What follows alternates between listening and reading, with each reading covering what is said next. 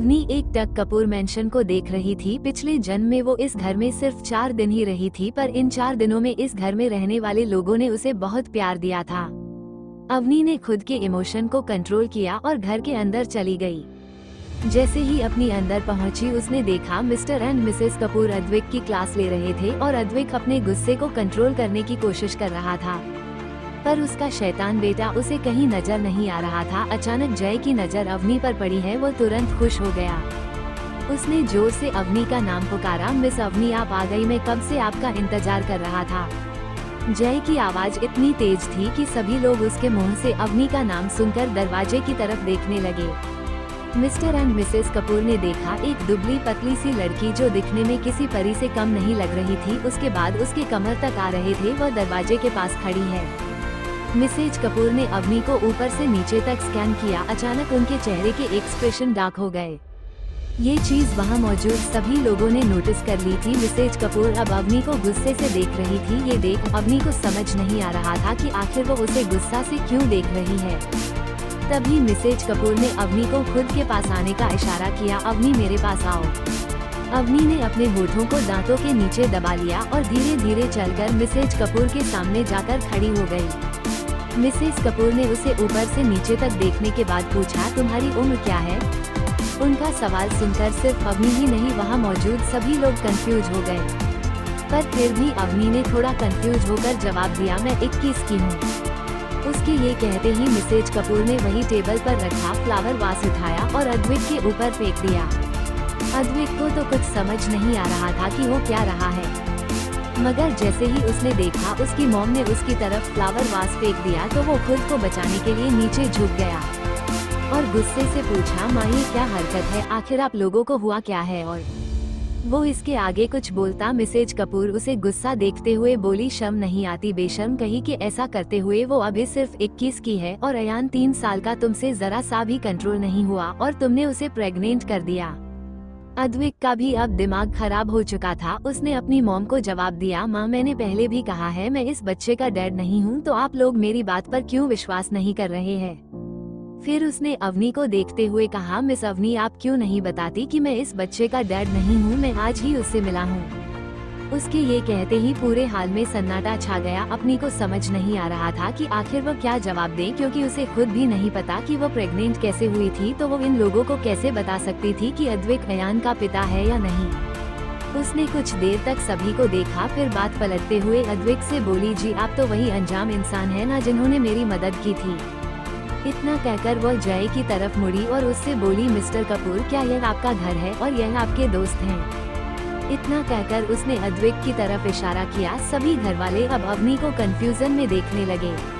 तो वही सात्विक अवनी को बात सुनकर मन में बोला, लगता है आज इसकी बलि यही चढ़ेगी, अच्छा हुआ मुझे मिस अवनी ने नहीं देखा था। मिस्टर कपूर ने अवनी को सही करते हुए कहा, तुम ये क्या बोल रही हो, ये तो अद्विक का असिस्टेंट जय है, हमारा बेटा तो ये है अद्विक कपूर।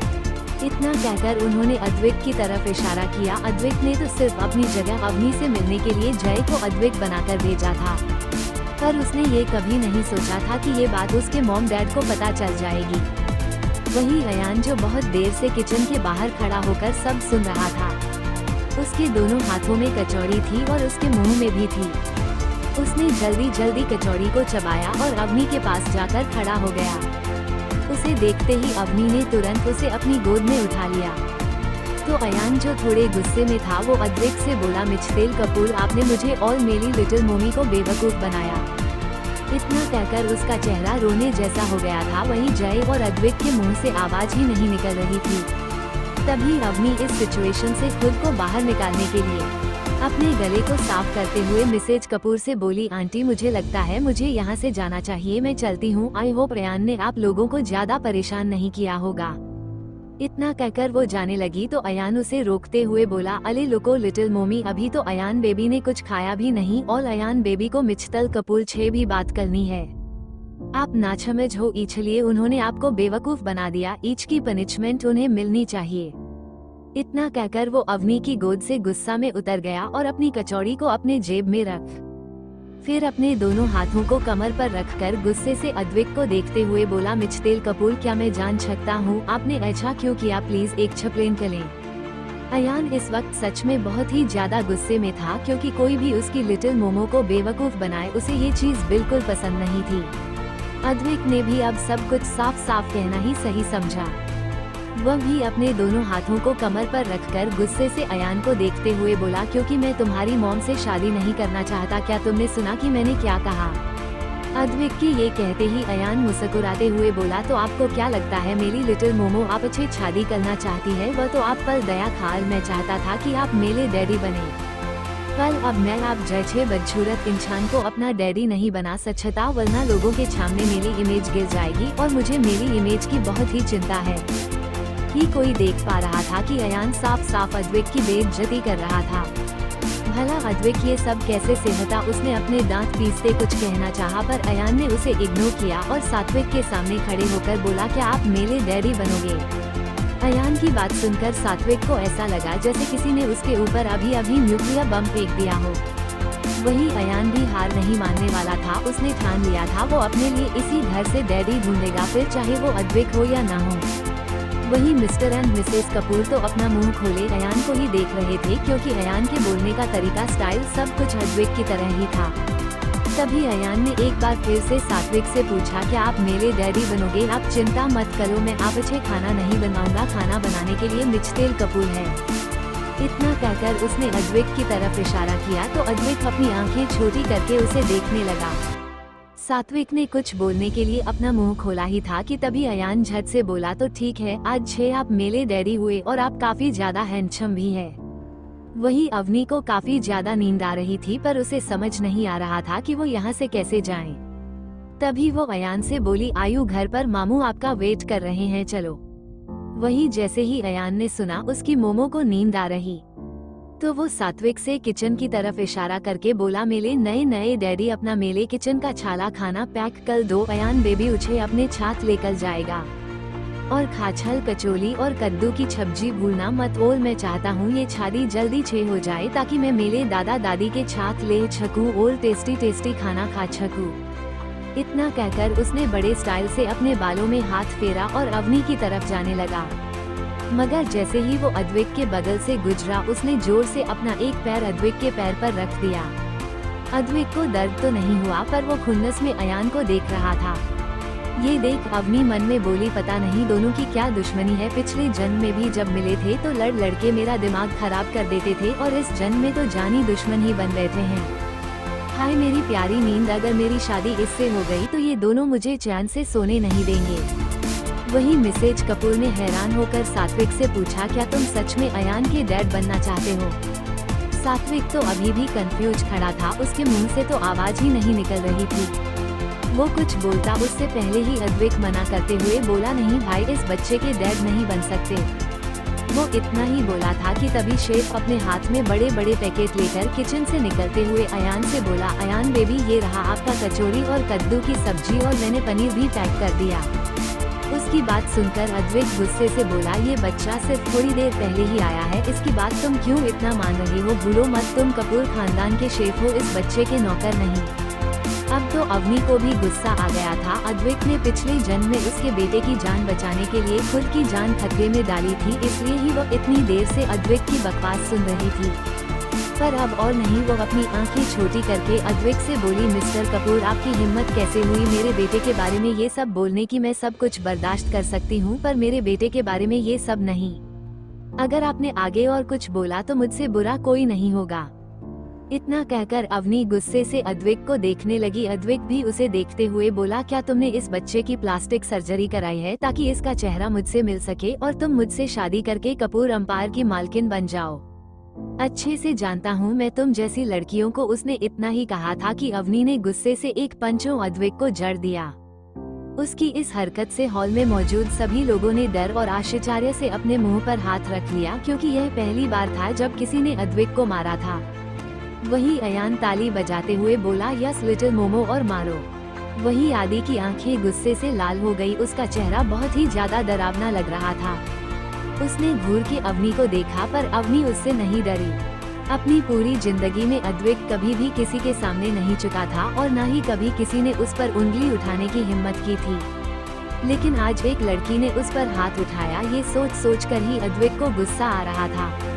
वहीं अवनी को उसके गुस्से से कोई फर्क नहीं पड़ रहा था। वो अपनी उंगली अद्विक को दिखाते हुए गुस्से से बोली, मिस्टर कपूर, दोबारा से मेरे बेटे के बारे में कुछ भी बोलने से पहले 1000 बार सोच लीजिएगा, समझे आप। इतना कहकर वो अपने बालों को झटक कर अयान की तरफ जाने लगी।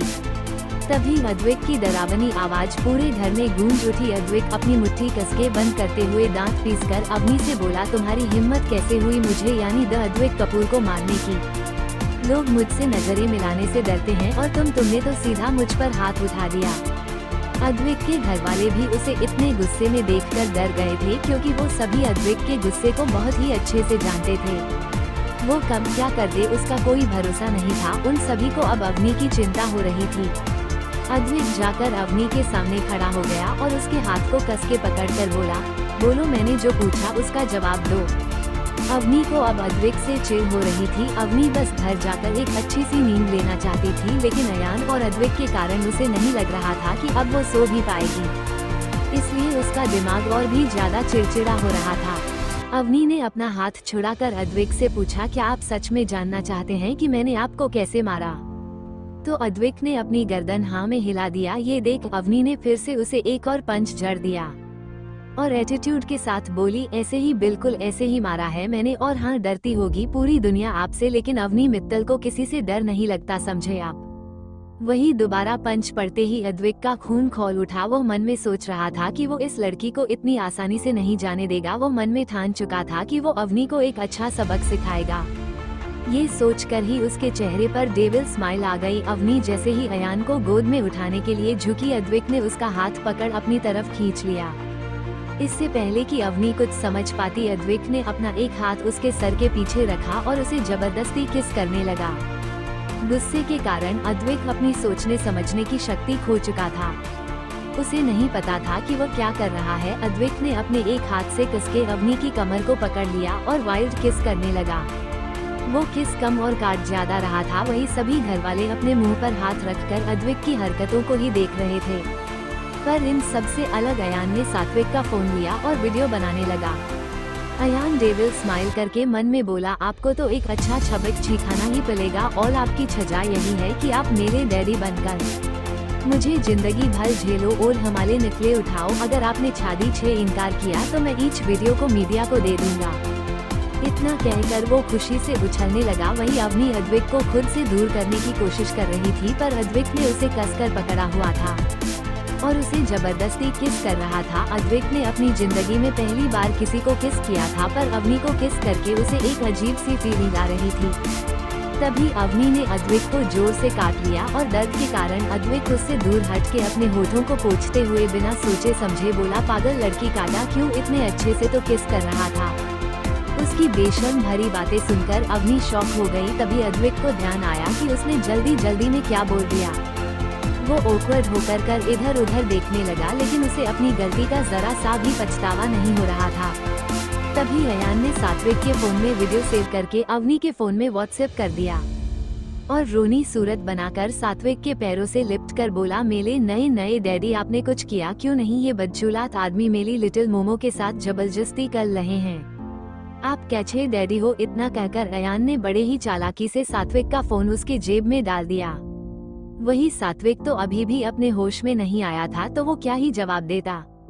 ये देख अयान मिसेस कपूर से बोला, दादी अब मेरी लिटिल मोमो का क्या होगा? आपने देखा मिचतेल कपूर ने कैसे लिटिल मोमो को जबरदस्ती किच किया। वो अच्छा कैसे कल छकते हैं, मुझे इंसाफ चाहिए। आज किच किया है, कल मुझे छोटा भाई भी दे देंगे। अयान की आवाज सुनकर अवनी भी होश में वापस आई, पर अयान की बात सुनकर वो और मिसेज कपूर गुस्से से अद्विक को देखने लगी, जो ऐसे रिएक्ट कर रहा था जैसे उसने कुछ किया ही नहीं। ये देख अवनी बोली, आज तक मुझे छूने की हिम्मत किसी ने नहीं की और तुमने मुझे किस किया। इतना कहकर उसने अपना एक हाथ मारने के लिए उठाया, पर अद्विक तेज था। उसने तुरंत अवनी का हाथ पकड़ लिया तो अवनी ने अपने दूसरे हाथ से हमला कर दिया, पर उसे भी अद्विक ने पकड़ लिया। ये देख अवनी ने अपना घुटना मोड़कर अद्विक के पेट में जोर से मारा। उसने इतनी तेज मारा था कि अद्विक 2 कदम पीछे हो गया। अवनी ने अपनी लाल आंखों से अद्विक को देखा। अब वो पूरी फाइटिंग मोड में आ चुकी थी। ये देख अद्विक की आंखें छोटी हो गई। वही अयान को तो पहले से ही पता था कि उसकी लिटिल मोमो लड़ने में कितनी माहिर है। उसने अपनी जेब में रखी हुई कचौड़ी को निकाला और सोफे पर बैठकर खाते हुए एंजॉय करने लगा। अयान खाते हुए चिल्लाया, लिटिल मोमो जीत कर आना। ये सुन अद्विक उसे गुस्से से देखने लगा तो अवनी ने मौका पाकर अद्विक के ऊपर हमला कर दिया। वो अद्विक को किक करने ही वाली थी कि अद्विक दूसरी तरफ पलट गया। अवनी की किक सीधा टेबल पर पड़ी तो टेबल उड़ती हुई दूर जाकर गिरी। उसकी ताकत को देख किसी को भी यकीन नहीं हुआ कि इतनी पतली सी लड़की ऐसा कर्तव्य भी कर सकती है। सात्विक अवनी को हैरानी से देखते हुए मन में बोला, ये बच्चा ही नहीं, इसकी माँ भी खतरनाक है। वहीं मिसेस कपूर अवनी को रोकते हुए बोली, अवनी चाहो तो तुम दोनों आराम से बैठकर भी बातें कर सकते हो, ऐसे लड़ने से कुछ नहीं होगा। अयान उनकी बात को नकारते हुए बोला, ब्यूटीफुल दादी मिचतेल कपूर का दिमाग ठीक नहीं है, मेरी मोमो उछे छही कर रही है। मेनली मॉम को बहुत एक्सपीरियंस है, आप उन्हें करने दो। उसकी बात सुनकर अद्वैक उसे उंगली दिखाकर बोला, छोटे से पिद्दी बच्चे, मैं बोल रहा हूँ मुंह बंद रखो अपना, पक्का तुम्हें इतना बोलना भी तुम्हारी माँ ने सिखाया होगा। जैसी तुम्हारी जुबान चलती है वैसे ही तुम्हारी मॉम के हाथ पैर चलते हैं। अवनी अधिक को चुप कराते हुए बोली, मिस्टर कपूर मैं बोल रही हूँ, अगर मेरे बेटे के बारे में फिर से कुछ बोला तो देख लीजिएगा। अयान बेचारा सा मुंह बनाकर अवनी से बोला, मोमो ये मुझे पलेछन करते हैं, मैं तो कहता हूँ 2-3 और लगा दो, अब भी इनका दिमाग ठीक नहीं हुआ है, देखो कैसे अभी भी मुझे डांट रहे हैं। वहीं मिस्टर कपूर को बहुत ही ज्यादा मजा आ रहा था, पहली बार उन्होंने अद्वैक को इतना बोलते हुए देखा, वरना अद्वैक हमेशा खुद से ही मतलब रखता था और किसी से बात नहीं करता था। ये पहली बार है जब उन्होंने अद्वैक को लड़ते हुए देखा, वो भी एक छोटे से बच्चे से। वहीं अद्वैक को ऐसा लग रहा था जैसे उसे माइग्रेशन हो गया हो, उसका सर एक ही दिन में इस बच्चे के कारण दर्द हो रहा था। उसने बाल नाचते हुए कहा, इस बच्चे को लेकर जाओ यहाँ से, मैं इसकी शक्ल नहीं देखना चाहता, एक ही दिन में इसने और इसकी माँ ने मेरी जिंदगी बर्बाद कर दी। अयान ने भी उसे उसी टोन में जवाब देते हुए कहा, अगर आप मुझे नहीं देखना चाहते तो आप खुद यहाँ चले जाओ, वरना अपनी आंखें बंद कर लो, पता नहीं कहाँ आ जाते हैं। इतना कहकर वो सोफे से उतर गया और अपने चेहरे पर गॉगल लगाकर बड़े स्टाइल से अपने बालों में हाथ फेरते हुए अवनी से बड़े ही प्यार से बोला, लिटिल मोमो अभी हम घर चलते हैं, अब मैं और ईच आदमी को बर्दाश्त नहीं कर पा रहा हूँ। मैं कितनी देर से इन्हें झेल रहा हूँ, पर ये तो मुझे परेशानी किए जा रहे हैं, चलो चलते हैं। इतना कहकर उसने अवनी का हाथ पकड़ा और बाहर जाने लगा, पर अयान अचानक ही दरवाजे के पास रुक गया और पीछे मुड़कर सात्विक से बोला, भले ही अफसोस छे कहना पड़ रहा है, अब मैं आपको डैडी नहीं बना सकता। मिचतेल कपूर ने जो हरकत की है उसके लिए मुझे जिंदगी भर इन्हें अपना डैडी बनाकर झेलना पड़ेगा, बच्चों डैडी कहीं के हो। इतना कहकर उसने अद्वैक को अपनी जीभ दिखाकर चिढ़ाया और चला गया। उसकी इस हरकत से अद्वैक गुस्से से बोला, मैं तुम्हें और तुम्हारी मोम को छोड़ा नहीं। उसकी आवाज इतनी तेज थी कि पूरे घर में गूंज उठी। अवनी अयान को लेकर घर पहुंच गई। मित्तल हाउस के अंदर पहुंच उसने देखा मिस्टी अपना सर झुकाए रो रही थी और उसके सामने घर के बाकी मेंबर खड़े होकर उसे गुस्से से घूर रहे थे। मिस्टी की माँ मिस्टी को थप्पड़ मारते हुए बोली, मिस्टी तुमने मेरी नाक कटा दी, मुझे यकीन नहीं हो रहा कि तुम ऐसी हरकत कर सकती हो। मिस्टी अपनी सफाई देते हुए बोली, मॉम किसी ने फोटो एडिट की है, ना ही फोटो वाली लड़की में हूँ और ना ही मैंने अयान को धक्का दिया था। मैं तो मल्होत्रा फैमिली के बेटे को जानती तक नहीं। उसकी बात सुनकर उसके डैड अपने दांत पीसते हुए बोले, अगर तुम उसे नहीं जानती तो तस्वीर क्या झूठ बोल रही है, तुमने एक ऐसे आदमी से अफेयर चलाया जिसकी शादी होने वाली है। मुझे शर्म आ रही है तुम्हें अपनी बेटी कहते हुए। सबकी बकवास सुन मिस्टी पागल हो रही थी। वो चीखते हुए बोली, मुझे बेटी कहते हुए शर्म आ रही है और अवनी का तो बिना शादी किए ही उसका एक 3 साल का बच्चा है। उसके बारे में आपका क्या कहना है? उसे तो आप लोगों ने थप्पड़ नहीं मारा और न ही कोई सवाल जवाब किया। मिस्टी के मन में अब अवनी के लिए और भी नफरत पैदा हो गई। उसने सोच लिया था वो कुछ ना कुछ करके अवनी और उसके बेटे को इस घर से निकाल देगी। वहीं उसकी बात सुनकर दरवाजे के पास खड़ी अवनी की आंखें छोटी हो गई। अवनी जो दरवाजे के पास खड़ी थी वो अयान का हाथ पकड़ मिस्टी के पास जाकर खड़ी हो गई और उससे बोली, मिस्टी तुम हर चीज में मुझे क्यों बीच में ला रही हो और यहाँ बात तुम्हारी हो रही है मेरी नहीं। अवनी को अपने समय देख मिस्टी उसे नफरत से देखने लगी, पर जल्दी ही उसने अपने भाव को छुपा लिया और भोली बनने का नाटक करते हुए बोली, ऐसी बात नहीं है, मैं बस ये बताने की कोशिश कर रही हूँ कि न्यूज में जो दिखाया जा रहा है वो सब गलत है। मेरा और उस लड़के का अफेयर नहीं चल रहा। मिस्टी के ये कहते ही अवनी ने अपनी एक आईब्रो ऊपर उठा ली और मिस्टी को ऊपर से नीचे तक देखने लगी। कुछ देर उसे ऐसे ही देखने के बाद अवनी हंसते हुए बोली, मिस्टी तुम झूठ क्यों बोल रही हो? आज ही तो मैंने तुम्हें होटल में उस लड़के के साथ देखा था। अवनी के ये कहते ही मिस्टी का चेहरा पीला पड़ गया। वह सच में अवनी को मार डाला चाहती थी। वही अवनी की बात सुनकर मिस्टर मित्तल ने कंफर्म करने के लिए उससे पूछा, अवनी क्या तुम जो कह रही हो वह सच है? अवनी ने अपना मासूम सा चेहरा बनाकर जवाब दिया, यस डैड, मैंने खुद मिस्टी को उस लड़के के साथ होटल में देखा था। मुझे तो पता भी नहीं चलता वो लड़का कौन है अगर मैंने न्यूज में उसकी फोटो ना देख होती। मिस्टी अब बुरी तरह फंस गई थी पर वो हार नहीं मानना चाहती थी। वो खुद की सफाई देते हुए बोली, नो बड़े डैड, अवनी को कोई गलतफहमी हुई होगी। मैं किसी से नहीं मिली। मैं सिर्फ अपने दोस्तों के साथ आज पूरा दिन थी। आप चाहो तो उनसे भी पूछ सकते हो। इतना कहकर मिस्टी अपने दांत पीसते हुए अवनी को देखने लगी। ये देखा अवनी मन ही मन हंसने लगी। वो इतनी जल्दी मिस्टी को खत्म नहीं करना चाहती थी बल्कि धीरे धीरे उसे तड़पाना चाहती थी। ये सोचते ही अवनी थोड़ा हिचकिचाते हुए सभी से बोली, मुझे लगता है शायद मुझसे ही कोई गलती हो गई होगी और शायद वो लड़की मिस्टी नहीं रही होगी। इतना कहकर अवनी अयान को गोद में उठाकर आगे मासूम सा चेहरा बनाकर बोली, मुझे अयान की चोट देखनी है। मुझे पता है मिस्टी ने जानबूझकर नहीं गिराया होगा पर गिरने के कारण अयान को चोट तो लगी ही होगी न, और मेरा बेबी बाद में कितना रोया था। इतना कहकर अवनी अयान को लेकर चली गई पर जाते वक्त उसके होठों पर एक मुस्कान थी, क्योंकि जाते जाते अवनी ये सबको याद दिला गई कि मिस्टी ने अयान को चोट पहुंचाई है। मिस्टर मित्तल अवनी की बात सुनकर गुस्से से मिस्टी को देखने लगे। वो बोले, हम मान लेते हैं कि तुमने जो कहा सच है, लेकिन तुमने अयान के साथ जो किया वह गलत है। शाम को डिनर के वक्त तो मुझसे माफी मांगोगी। इतना कहकर वो चले गए। घर के बाकी लोग भी उसे गुस्से से घूरते हुए वहाँ से चले गए। उन सबके जाते ही मिस्टी दांत पीसते हुए बोली, सब मुझसे इतना प्यार करते थे पर तुम्हारे आते ही सब मुझ पर गुस्सा करने लगे। आई हेट यू अपनी, मैं छोड़ूंगी नहीं तुम्हें। वहीं अवनी अयान को लेकर रूम में पहुंची। उसने अयान को बेड के कोने में बिठाया और पूरे बेड पर फैलकर खुद लेट गई। ये देख अयान उसके ऊपर बैठकर उसे देखने लगा। फिर अपनी पलकें जल्दी जल्दी झपकाते हुए बोला, लिटिल मोमो, आपने बिल्कुल सही कहा था कि डैडी के घर में मेला बहुत फायदा होगा।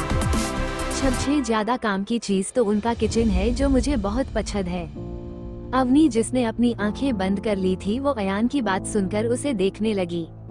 फिर अयान के दोनों गालों को किस करके बोली, मेरा प्यार बेबी, तुम्हें डैडी के घर पर एंजॉय तो किया ना? अयान खुश होकर बोला, यस मम्मी, वहाँ पर ढेर छाला खाना था। शेफ ने ढेर छाली कचौली और कद्दू की सब्जी बनाकर रखा था। अवनी, आप जल्दी से जल्दी डैडी से शादी कर लो ताकि हम वहाँ जल्दी से जा सके। अद्विक का जिक्र सुनते ही अवनी मुंह बनाकर बोली, तुम्हें नहीं लगता वो कुछ ज्यादा ही बदतमीज है? उसने आज कैसे मुझे जबरदस्ती किस किया? इतना कहने के बाद उसके चेहरे पर गुस्सा साफ नजर आ रहा था और ये अयान ने भी नोटिस किया। वो अवनी के दोनों गालों को पकड़कर बोला, लिटिल मोमो, जो जैसा करता है उसके साथ वैसा ही करना चाहिए। उसकी बात सुनकर अवनी कंफ्यूज होकर उसे देखने लगी तो अयान एक समझदार इंसान की तरह अवनी को समझाते हुए बोला, अवनी मॉम, डैडी ने आपको जबरदस्ती किच किया, आपको गुस्सा आया ना? अवनी ने अपना सर हाँ में हिला दिया तो अयान आगे बोला, तो उनसे बदला लेने के लिए आप भी वही करो, फिर देखना उन्हें और ज्यादा गुस्सा आएगा। उन्होंने किच किया तो आप भी करो। अवनी को अयान का आइडिया बहुत ही अच्छा लगा। अयान की बातों को रिपीट करते हुए अवनी बोली, किसका बदला, किससे इंटरेस्टिंग? अयान अपना सर हिलाते हुए बोला, यच लिटिल मोमो, अगर आपने बदला नहीं लिया तो उन्हें लगेगा हम उनसे डर गए हैं और डैड बहुत बिगड़े हुए हैं, हमें उन्हें कंट्रोल में रखना होगा। ये सुनकर अवनी तुरंत उठकर बैठ गई और अयान को कस के पकड़कर खुश होकर उसे देखते हुए बोली, बिल्कुल बेबी, हम ऐसा ही करेंगे और उसे भी पता चलना चाहिए कि अवनी मित्तल अपने साथ बुरा करने वालों को नहीं छोड़ती। इतना कहते ही उसके चेहरे पर शैतानी मुस्कान आ गई। ये देख अयान भी शैतानी मुस्कान के साथ बोला, यस लिटिल मोमो, तो चलो कल डैडी के ऑफिस चलते हैं, वहाँ पर हंगामा मचा देंगे। अवनी उसके गाल पर किस करके बोली, हंगामा नहीं, भूचाल मचा देंगे। I love you my baby, तुम कितने समझदार हो। इतना कहकर उसने अयान को कस के गले लगा लिया और मन में बोली, बनी मिस्टी ने तुम्हारे साथ आज जो किया उसकी कीमत उसे चुकानी पड़ेगी। आपकी मम्मा आपको कभी हट नहीं होने देगी। अवनी अयान से हर एक बात शेयर करती थी। वो दोनों माँ बेटे काम फ्रेंड ज्यादा थे। और अवनी के बारे में ऐसी कोई भी चीज नहीं है जो अयान को ना पता हो। वही अद्वैक अपने स्टडी रूम में बैठा था और जय अपने हाथ में एक फाइल लेकर उसके सामने खड़ा था। अद्वैक ने उसे फाइल पढ़ने का इशारा किया तो जय फाइल पढ़ते हुए बोला, बॉस उनका पूरा नाम अवनी मित्तल है। अद्वैक उसे रोकते हुए गुस्से से बोला, जो काम की चीज है वो बताओ, ये तो मुझे भी पता है। जय अपना गला साफ करते हुए आगे पढ़ने लगा, बॉस उन्होंने अपने पूरे 18 साल अनाथ आश्रम में बताए। उनकी देखरेख अनाथ आश्रम की मालकिन करत थी। मिस मित्तल को किसी से बात करना पसंद नहीं था, इसलिए ज्यादा कोई भी उनके आसपास नहीं आता था। 3 साल पहले ही अचानक वो प्रेग्नेंट हो गई, कैसे हुई किसी को नहीं पता, क्योंकि आज तक उनकी जिंदगी में कोई भी लड़का नहीं आया और न ही उस अनाथाश्रम में कोई लड़का है। ये काफी आश्चर्य की बात है, इससे ज्यादा हमें कुछ नहीं मिला। इतना कहकर जय अद्वैक को देखने लगा तो वही अद्वैक जय की बात सुनकर किसी गहरी सोच में डूब गया। कुछ देर सोचने के बाद उसने हिचकिचाते हुए जय से पूछा, क्या सच में तुम्हें भी लगता है कि वो मेरा बेटा हो सकता है? अद्वैक सवाल से जय थोड़ा हैरान हो गया, मगर फिर खुद को संभाल कर जवाब दिया, यस बॉस, आप दोनों की शक्ल एक जैसी है और हरकतें भी। आप दोनों ही लोगों की बेइज्जती काफी अच्छे से कर लेते हो। ये सुनकर अद्वैक उसे गुस्से से देखने लगा। फिर अचानक ही वो चिल्लाते हुए बोला, मैं उस बच्चे की तरह नहीं हूँ। वो दोनों माँ बेटे ने मुझे परेशान किया, इसका बदला तो मैं लेकर रहूंगा। देखना, मैं सबसे पहले उसकी माँ का घमंड तोड़ूंगा, उसे भी पता चलना चाहिए द अद्वैक कपूर क्या चीज है। इतना कहकर वो डेविल स्माइल करने लगा। वही जय उसे देखकर मन में बोला, अगर आप द अद्वैक कपूर हो तो वह भी डेंजरस अवनी मित्तल है। आज जिस तरह उन्होंने आप पर हमला किया, ये देखकर मुझे बिल्कुल नहीं लग रहा है कि आप आसानी से उन्हें परेशान कर सकते हो। रात को डिनर का वक्त हो गया था, पर अवनी अपने लैपटॉप में कुछ कर रही थी। उसके चेहरे पर कोई भी एक्सप्रेशन नहीं था। तभी उसके फोन में एक मैसेज आया। अवनी ने जैसे मैसेज खोलकर देखा, उसकी आंखें छोटी हो गई। उसने गुस्से में एक मैसेज टाइप करके किसी को भेज दिया और फिर से अपने लैपटॉप में कुछ करने लगी। तभी लिटिल अयान रूम के अंदर आते हुए अवनी से बोला, लिटिल मोमो हैंडसम मामू आपको बुला रहे हैं डिनर के लिए, और भूत चुड़ैल आंटी भी। इतना कहकर अयान अवनी को देखने लगा, पर अवनी अपने काम में इतनी खो गई थी कि शायद उसने अयान की बात सुनी ही नहीं। वो अभी भी अपने लैपटॉप में तेजी से उंगली चलाते हुए कुछ कर रही थी। ये देख अयान अपने कमर पर हाथ रखकर अपनी आंखें छोटी करके अवनी को घूरने लगा, पर अचानक ही उसके चेहरे पर मुस्कान आ गई। वो धीरे धीरे कदमों से चलते हुए बेड पर चढ़ा और फिर अपने पैरों के बल धीरे धीरे चलते हुए अवनी के पीछे खड़े होकर उसके लैपटॉप में झांक कर देखने लगा। अचानक ही उसकी आंखें हैरानी से बड़ी हो गई। वो अपने मुंह पर हाथ रखकर हैरानी से बोला, लिटिल मोमो आप ये छब क्या देख रहे हो? गंदी बात, आप जैसे बच्चे को ये छब नहीं छींकना चाहिए, वरना डैडी मेरे पलवलिच पर सवाल उठाएंगे तो मैं क्या बोलूँगा।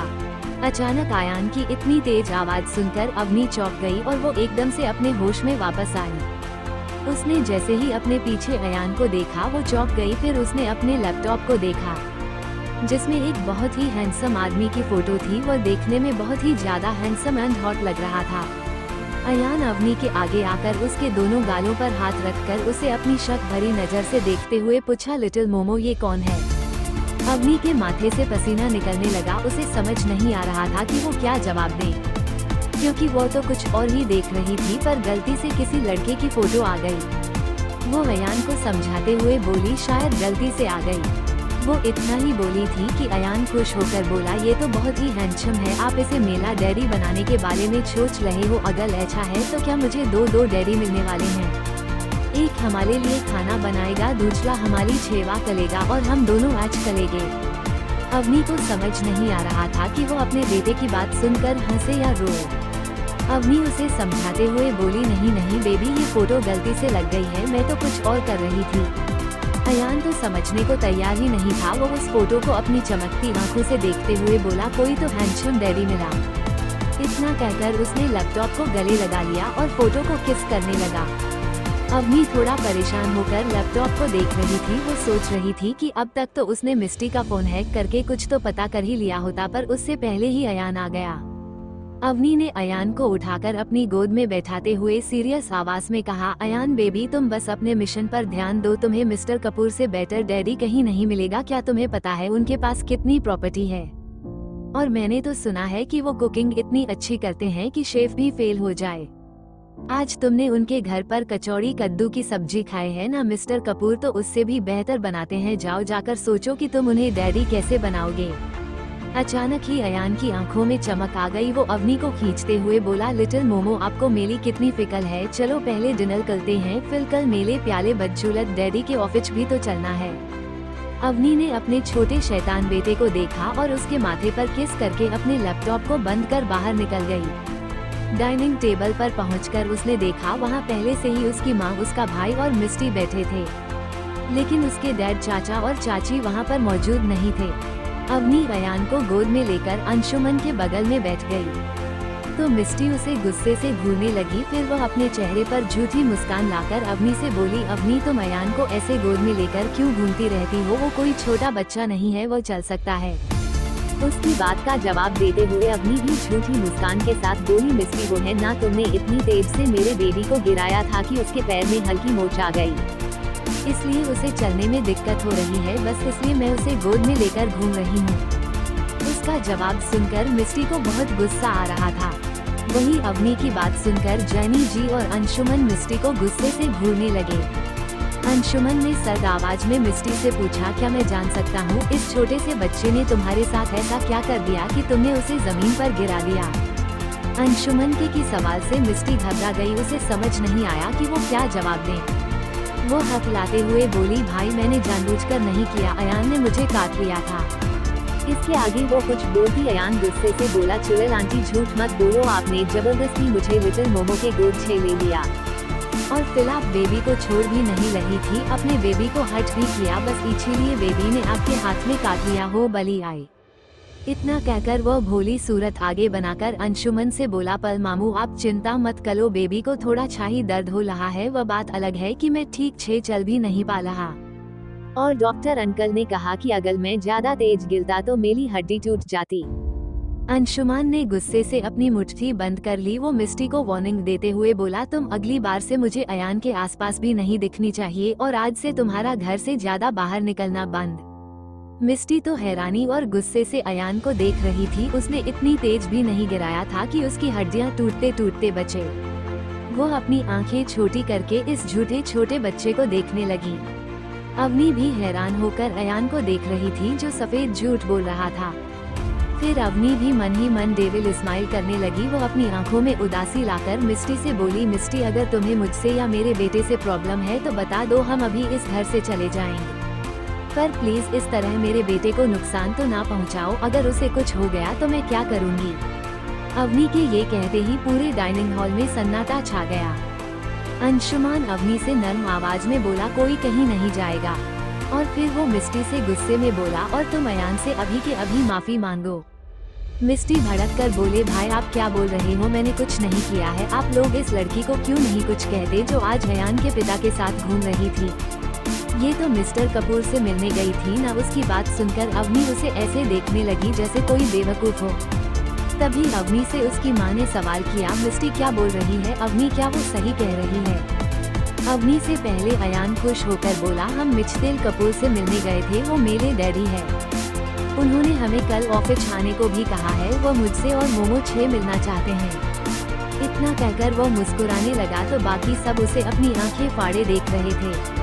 अंशुमन मिस्टर कपूर के स्वभाव को बहुत अच्छे से जानता था। वो जल्दी किसी से बात नहीं करते थे। ये सब सोचते हुए उसने अवनी से पूछा, अवनी क्या ये सच है? अवनी सफेद झूठ बोलते हुए बोली, यह सच है, उसने कहा है कि वो मुझसे शादी करने के लिए तैयार है, और यही नहीं आज ही मुझे पता चला कि वो मेरे अयान के असली डैड है। उसकी बात सुनकर सब और भी ज्यादा शॉक हो गए। किसी को भी विश्वास ही नहीं हो रहा था, क्योंकि सभी ने सुना था कि मिस्टर अद्विक कपूर एक खड़ूस, बदतमीज, पागल और मिस्टीरियस का इंसान है। भला वो अयान का डैड कैसे हो सकता है? और आज तक उन सब ने अद्विक को देखा भी नहीं था, इसलिए उन लोगों को नहीं पता था कि अयान हूबहू अद्विक जैसा ही दिखता है। वहीं अवनी अद्विक के बारे में सोचते ही मन में बोली, पता नहीं मेरे बेबी का डैड कौन है, पर उस अद्विक को देखकर लगता है जैसे शायद वही हो सकता है। लगता है डीएनए टेस्ट कराना पड़ेगा, वरना कोई इंसान हूबहू एक जैसा कैसे दिख सकता है। पिछले जन्म में भी मुझे सिर्फ शक था, लेकिन मैं डीएनए टेस्ट नहीं करा पाई थी। इसके बाद किसी ने बात नहीं की, सबने डिनर किया और रूम में चले गए। अगली सुबह 9:00 बजे अवनी जल्दी तैयार हो रही थी। उसने ब्लैक कलर का पेंट, ब्लैक टी शर्ट और ब्लैक कलर की जैकेट पहनी हुई थी। अयान ने भी सेम वैसे ही कपड़े पहने हुए थे। दोनों बहुत ही ज्यादा क्यूट लग रहे थे, पर दोनों के चेहरे पर डेविल स्माइल थी। वो दोनों एक दूसरे का हाथ पकड़कर बाहर की ओर जाने लगे। अंशुमान जो ऑफिस जा रहा था उन दोनों को देखते हुए बोला, तुम दोनों कहाँ जा रहे हो? अयान अपने सर पर हाथ रखकर बोला, अंशुम मामू, हम लोग डैडी 6 मिलने जा रहे हैं। वहीं अयान की बात सुनकर मिस्टी को अद्वैत का हैंडसम चेहरा याद आने लगा तो उसे अवनी से जलन होने लगी। जैसे ही अवनी मिस्टी के बगल से गुजरी उसने मिस्टी को हल्का सा धक्का दे दिया, जिसके कारण मिस्टी जमीन पर गिर गई। पर अवनी ने इस बात पर ध्यान नहीं दिया। वो बाहर खड़ी बाइक पर बैठकर अयान को अपने आगे बैठाया और हेलमेट लगाकर निकल पड़ी। अवनी बहुत तेज बाइक चला रही थी और अयान ने अपने दोनों पैर अवनी के कमर पर लपेटे हुए थे और अपने हाथों को उसके गर्दन में लपेटा हुआ था। रास्ते में आसपास के लोग उन्हें देखते तो देखते ही रह जाते। कुछ वक्त बाद अवनी की बाइक अद्वैत के ऑफिस के सामने रुकी। उसने अपना हेलमेट निकाला और ऑफिस को देखने के बाद अयान को देखकर स्माइल करने लगी। ये देख अयान मुस्कुराते हुए बोला, लिटिल मोमो जल्दी चलो। कुछ देर बाद दोनों ऑफिस के अंदर ऐसे जा रहे थे जैसे वही इस ऑफिस के मालिक हो। उन दोनों ने ही गॉगल्स पहने हुए थे। एक एम्प्लॉय उन दोनों को देखते हुए बोला, इन्हें देखकर डेंजरस गर्ल और लिटिल शैतान वाली फीलिंग आ रही है। ये सुन उस एम्प्लॉय के पास बैठे लोगों ने अपना सर हाँ में हिला दिया। वही अद्वैत एक बहुत इम्पोर्टेंट मीटिंग में बिजी था जो लगभग खत्म ही होने वाली थी। तभी मीटिंग रूम का दरवाजा खुला तो सभी ने चौंक कर दरवाजे की तरफ देखा तो वहाँ 2 परछाई दिखाई दी। तभी एक आवाज पूरे मीटिंग रूम में गूंजी, छवागत नहीं कलोगे हमारा डैडी। ये आवाज सुनते ही अद्वैत, सात्विक और जय चौंक गए। अयान अपने जेब में हाथ डालकर बड़े स्टाइल से मीटिंग रूम के दरवाजे पर खड़ा हो गया और रूम में मौजूद हर एक इंसान को घूरने लगा। वही अद्वैत उसे अपनी आंखें फाड़े देख रहा था। भले ही उसने मास्क पहना हुआ था, लेकिन कोई भी उसे देखकर बता सकता था कि वो काफी ज्यादा शॉक और परेशान है। अद्वैत अपनी मुट्ठी कसते हुए अयान को देखकर मन में बोला, आखिर इस बच्चे की प्रॉब्लम क्या है जो हाथ पैर धोकर मेरे पीछे पड़ गया है। आज इसे अच्छा सबक सिखाना ही पड़ेगा। इतना कहकर उसने मीटिंग को खत्म करने का इशारा किया और सभी को बाहर जाने को कहा। पर मीटिंग में मौजूद लोग बाहर जा पाते उससे पहले ही अयान शैतानी मुस्कान के साथ बोला, किसी को यहाँ छे जाने की इजाजत नहीं है, क्योंकि यहाँ पल जो होगा उसे छप देखेंगे। उसकी बात सुनकर सात्विक, अद्वैत और जय को पता नहीं क्यों पर बहुत ही बुरी फीलिंग आ रही थी। उन तीनों का ही दिल चीख कर कह रहा था कि अद्वैत के साथ ही कुछ बुरा होगा। अद्वैत ने बिना किसी भाव के अयान को देखकर उससे पूछा, छोटे बच्चे तुम कौन हो और क्या तुम्हें पता है कि तुमने मेरी कितनी इम्पोर्टेंट मीटिंग में दखल दिया है? इसके लिए मैं तुम्हें पनिश कर सकता हूँ। अद्वैत की धमकी सुनकर अयान की आंखें छोटी हो गई। सिर्फ उसकी ही नहीं, उसके पीछे खड़ी अवनी की भी आंखें छोटी हो गई। वो दोनों ही गुस्से से अद्वैत को देखने लगे। अवनी आगे आकर अद्वैत से बोली, मिस्टर कपूर, मैंने पहले भी कहा है, मेरे बेटे को अगर कुछ भी बोला तो मुझसे बुरा कोई नहीं होगा। वहीं जय अवनी को देखते ही बड़े ही रिस्पेक्ट से बोला, मिस अवनी प्लीज आइए बैठिए।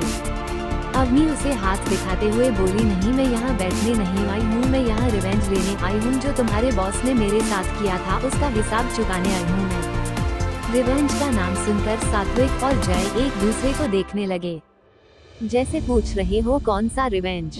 तभी अयान सात्विक की गोद में चढ़कर प्यारी सी आवाज में बोला, मेरे प्याले रिजेक्टेड डैडी आप कैसे हो?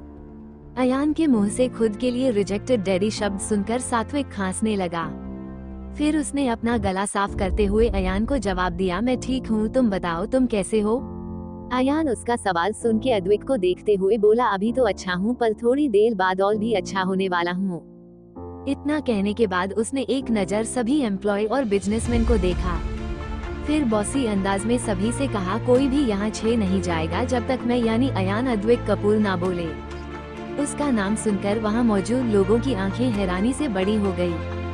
सभी अद्वैत को देखने लगे कि क्या सच में यह उसका ही बच्चा है।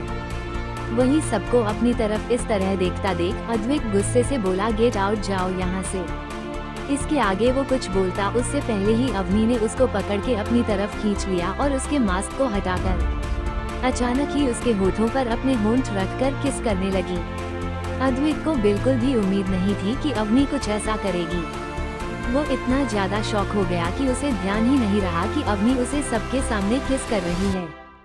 वही उसे किस करते हुए अवनी गुस्से से मन में बोली, बहुत शौक है ना तुम्हें मुझे किस करने का, लो आज मैंने सबके सामने तुम्हारी धज्जियां उड़ा दी। इतना कहकर उसने अद्विक के होठों को काट लिया। अपने होठों पर दर्द महसूस कर अद्विक एकदम से होश में आया और अवनी को खुद से दूर करने लगा।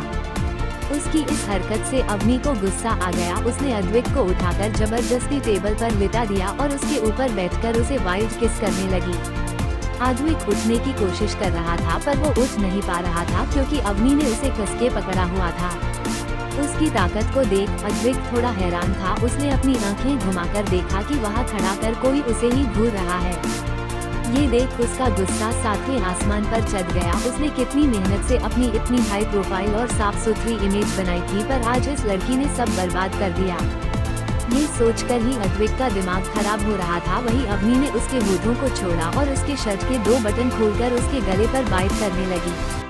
वही सात्विक को ऐसा लग रहा था जैसे वो अपने छोटे भाई का रेप होते हुए देख रहा है पर वो कुछ भी नहीं कर सकता था सिवाय देखने के। अयान ने जब देखा कि सभी अपनी आंखें फाड़े उसके मॉम डैड को देख रहे हैं तो वो चिल्लाते हुए बोला, किसी को शर्म नहीं आती मेरे लिटिल मोमो और डैडी को लोमाच करते हुए देखकर, देखो मेरे डैडी को कितनी छलम आ रही है, जल्दी छे अपनी आंखें बंद करो छब। इतना कहकर उसने अपनी भी आंखें बंद कर ली पर वो बीच बीच में अपनी उंगलियां खोलकर देख भी रहा था। वहीं उसकी बात सुनकर सबके मन में बस एक ही बात चल रही थी कि क्या सच में ये रोमांस चल रहा है या जबरदस्ती।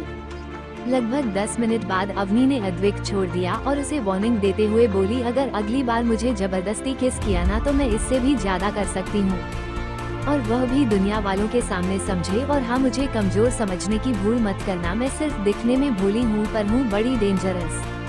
इतना कहकर वो टेबल से उतरकर खड़ी हो गई और किसी को अंदर आने का इशारा किया। सभी ने देखा एक वकील जो लगभग 30 साल का था, वो अपने हाथों में कुछ डॉक्यूमेंट्स लेकर अवनी के बगल में खड़ा हो गया। उस वकील को देख अयान थोड़ा रूड वॉइस में मीटिंग रूम में मौजूद सभी लोगों को बाहर जाने का इशारा करते हुए बोला, आप छब का एंटरटेनमेंट खत्म हो चुका है, छब जा सकते हैं। उसके इतना कहते ही सब 9-2-11 हो गए क्योंकि सभी को अद्विक का गुस्सा पता था। यही नहीं, उन लोगों को तो अब अयान से भी डर लग रहा था। सबके जाने के बाद अयान अद्विक के पास बैठ गया जो कि टेबल पर अभी भी लेटा हुआ था। अयान उसे हिलाते हुए बोला, अरे डैडी उठो, क्या लिटिल मोमो के किच छे आप मर गए? हाँ, शायद मोमो ज्यादा स्ट्रॉन्ग है, लगता है आप काफी कमजोर दिल के हो। खेल छोड़ो, जल्दी से उठो वरना मुझे मेरे रिजेक्टेड डैडी को दोबारा डैडी बनाना पड़ेगा। अयान के हिलाने से अद्विक होश में आया। तब उसे रियलाइज हुआ कि अभी अभी उसके साथ क्या हुआ है। वो गुस्से से उठकर बैठ गया और अब उंगली दिखाते हुए अवनी से बोला, तुमने यह सही नहीं किया, तुम्हारी जिंदगी में बद से बदतर बना दूंगा, तुम बस देखो। वही अयान ने जब देखा अद्विक उसकी लिटिल मोमो को डांट रहा है तो उसे भी गुस्सा आ गया। वो अपनी कमर पर हाथ रखकर बोला, जिंदगी तो आपकी झंड होने वाली है, इसलिए मुंह बंद रखिए। इतना कहकर उसने वकील को कुछ देने को कहा तो वकील ने एक पेपर निकालकर अयान को दे दिया। तो अयान उस पेपर को अद्विक को देते हुए बोलो, ईच पल छाइन करो। सभी लोग क्यूरियस होकर उस पेपर को देखने लगे कि आखिर इसमें है क्या। अद्विक ने उसके हाथ से पेपर लिया और पढ़ने लगा। अचानक ही वो जोर से चिल्लाया, ये क्या बकवास है। इतना कहकर उसने पेपर को फेंक दिया तो सात्विक उस पेपर को उठाकर पढ़ने लगा। वो इतना हैरान हो गया कि उसके मुंह से आवाज ही नहीं निकल रही थी। अवनी ने अपनी आंखें छोटी करके अद्विक से पूछा, क्या तुम साइन करोगे या नहीं? अद्विक उसे गुस्से से देखते हुए बोला, तुम जैसी बदतमीज लड़की से शादी कौन करेगा, मैं साइन नहीं करूंगा। उसके ये बोलते ही अचानक अवनी ने अपनी जैकेट में रखी गन को निकालकर अद्विक के ऊपर तान दी और फिर डेंजरस स्माइल करके बोली, क्या अभी भी नहीं करोगी? सब उसके हाथ में गन देख शॉक हो गए। वही अयान ने अवनी का फोन लिया और उसने एक वीडियो अद्विक को दिखाकर डेविल स्माइल करके बोला, कैसा रहेगा अगर मैं ईछे छब को दिखा दूं तो? फिर तो आप कहीं मुंह दिखाने लायक नहीं रहोगे, इसीलिए चुपचाप छाइन करो और मेरे डैडी बनो ताकि मैं और मोमो आपके घर में ले सके। अद्विक जो इतना बड़ा बिजनेसमैन है, आज वो खुद को बहुत ही छोटा महसूस कर रहा था। वहीं अवनी का मकसद तो कुछ और ही है। वो अद्विक से शादी करके हर्ष से मिलकर अपना बदला लेना चाहती थी। अद्विक अभी भी साइन नहीं कर रहा था। ये देख अयान अवनी से बोला, लिटिल मोमो ईच वीडियो को वायरल कर दूं, फिर डैडी कहीं मुंह दिखाने लायक नहीं रहेंगे, बेचारे मेले बदजुलत इनोछिन डैडी। अवनी ने एक बार और कंफर्म करने के लिए पूछा, अद्विक तुम इन पेपर्स पर साइन करोगे या नहीं? अद्विक को समझ नहीं आ रहा था कि वो क्या करे। उसने एक नज़र अवनी को देखा जो उस पर गन तान के खड़ी थी, और फिर अपने बगल में बैठे लिटिल शैतान को देखा जो अपने हाथ में पकड़े फोन में एक वीडियो उसे दिखा रहा था। अद्विक मन में बोला, आज तक मैं ऐसी सिचुएशन में कभी नहीं फंसा, दुश्मन भी मेरे नाम से कांपते हैं, पर ये दोनों माँ और बेटे मुझसे डरते ही नहीं है। एक मेरे सर पे तांडव कर रही है और दूसरा मेरे सीने पर लौट रहा है। मैं क्या करूं? अगर इनकी बात नहीं मानी तो ये दोनों पूरी दुनिया के सामने मेरी इमेज को बर्बाद कर देंगे। उसे इतना सोचते देख अयान परेशान होकर बोला, अले डैडी क्या सोच रहे हो, जल्दी साइन करो ना, आप समझ लो कि आप हमें अपना ऑटोग्राफ दे रहे हो। जय एकदम से ही अयान से बोला, अरे छोटे बच्चे, इसे ऑटोग्राफ देना नहीं कहते हैं, इसे शादी कहते हैं, क्या तुम्हें इसके बारे में कुछ पता भी है? अयान जय से इरिटेट होकर अवनी से बोला, अले लिटिल मोमो, ये बॉस और अच्छी स्टेंट दोनों बहुत परेशान करते हैं, दोनों को एक साथ ही उड़ा दो। फिलहाल इतना कहकर वो सात्विक की तरफ इशारा करके आगे बोला, मेले रिजेक्टेड डैडी, छे शादी कर लेना, फिर हम दोनों आज करेंगे। बच्चे भी वह ज्यादा हैंडसम लगते हैं और शायद थोड़ा थोड़ा समझदार भी है, और नहीं भी होंगे तो हम दोनों मिलकर बना देंगे। इतना कहने के बाद वो अद्विक को देखने लगा जो उसकी बात सुनकर गुस्से से उसे देख रहा था। वहीं जय तो सात्विक के पीछे छुप गया और उसके कान में धीरे से बोला, बड़े बॉस, ये बच्चा सच में डेंजरस है, प्लीज बचा लो, क्या पता अकेले में देखकर मुझे पूरा का पूरा ही निगल जाए, पता नहीं मेरे बॉस का क्या होगा। अब सात्विक हंसते हुए धीरे से बोला, एकदम परफेक्ट जोड़ी मिली है उसे, और क्या जोड़ी है, डेंजरस मॉम शैतान बच्चा और पागल डेविल डैडी। इतना कहकर वो फिर से हल्का सा हंसा। वही अवनी को अब गुस्सा आने लगा था। वो अद्विक को इतनी आसानी से अपने हाथ से नहीं जाने देना चाहती थी। उसने सोचा था कि पिछले जन्म की ही तरह अद्विक उससे शादी के लिए कांटेक्ट करेगा, लेकिन इस बार सब अलग था। उसे लगा कहीं अद्विक उसके हाथ से ना निकल जाए, इसलिए उसने खुद ही उससे जबरदस्ती शादी करने का फैसला लिया। अवनी को पता था अद्विक से अच्छा पार्टनर और उससे अच्छा अयान के लिए डैड कहीं नहीं मिलेगा। ये सोचते ही अवनी ने एक गोली दीवार पर फायर कर दिया। ये देख अद्विक, सात्विक और जय की आंखें हैरानी से बड़ी हो गई। उन्होंने नहीं सोचा था कि अवनी इतनी बोल्ड होगी कि गोली चला देगी। अब तो सात्विक को भी काफी डर लग रहा था। उसने अद्विक के हाथ में जबरदस्ती पेन पकड़ाते हुए कहा, अभी साइन करो, फिर जितना लड़ना है शादी के बाद लड़ लेना, पर हमें बख्श दो। अद्विक खुन्नस में अवनी और अयान को देखते हुए बोला, तुम दोनों को तो मैं बाद में देख लूंगा, याद रखना तुम दोनों को मेरे घर में ही रहना है। तुम दोनों की जिंदगी में ऐसे जहन्नुम बना दूंगा कि तुम्हें इस दिन का अफसोस होगा। इतना कहकर उसने साइन कर दिया और गुस्से से अपने बालों को खींचने लगा। ये देख अयान उसके कंधे पर मारते हुए बोला, कोई बात नहीं, जिस दिन हमें लगेगा कि आप बेकार हो या फिर आप किसी काम के नहीं रहे, उस दिन हम आपको छोड़ देंगे, फिर आप आराम से लेना। इतना कहकर वो अवनी को देखने लगा। वही अद्विक के साइन करने के बाद अवनी ने भी साइन किया और पेपर्स वकील को देते हुए बोली, कल तक मुझे मैरिज सर्टिफिकेट मेरे हाथ में चाहिए, ओके? उसकी बात सुनकर वकील बोला, ओके मैम, पर उसके लिए मुझे आप दोनों की फोटो चाहिए। ये सुनकर अवनी अद्विक को देखने लगी तो अद्विक नखरे दिखाते हुए बोला, मैं कोई फोटो नहीं खिंचाऊंगा, समझी? अवनी ने उसे इग्नोर किया और उसे खींचकर अपने बगल में खड़ा करके बोली, जल्दी लो फोटो।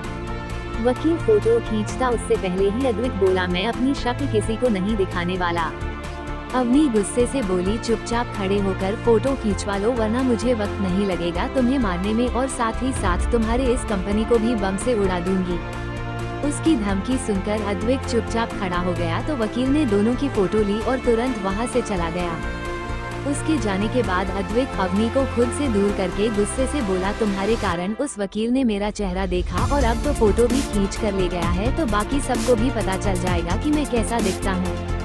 क्या तुम्हें पता भी नहीं है मेरे दुश्मन इस बात का फायदा उठा सकते हैं?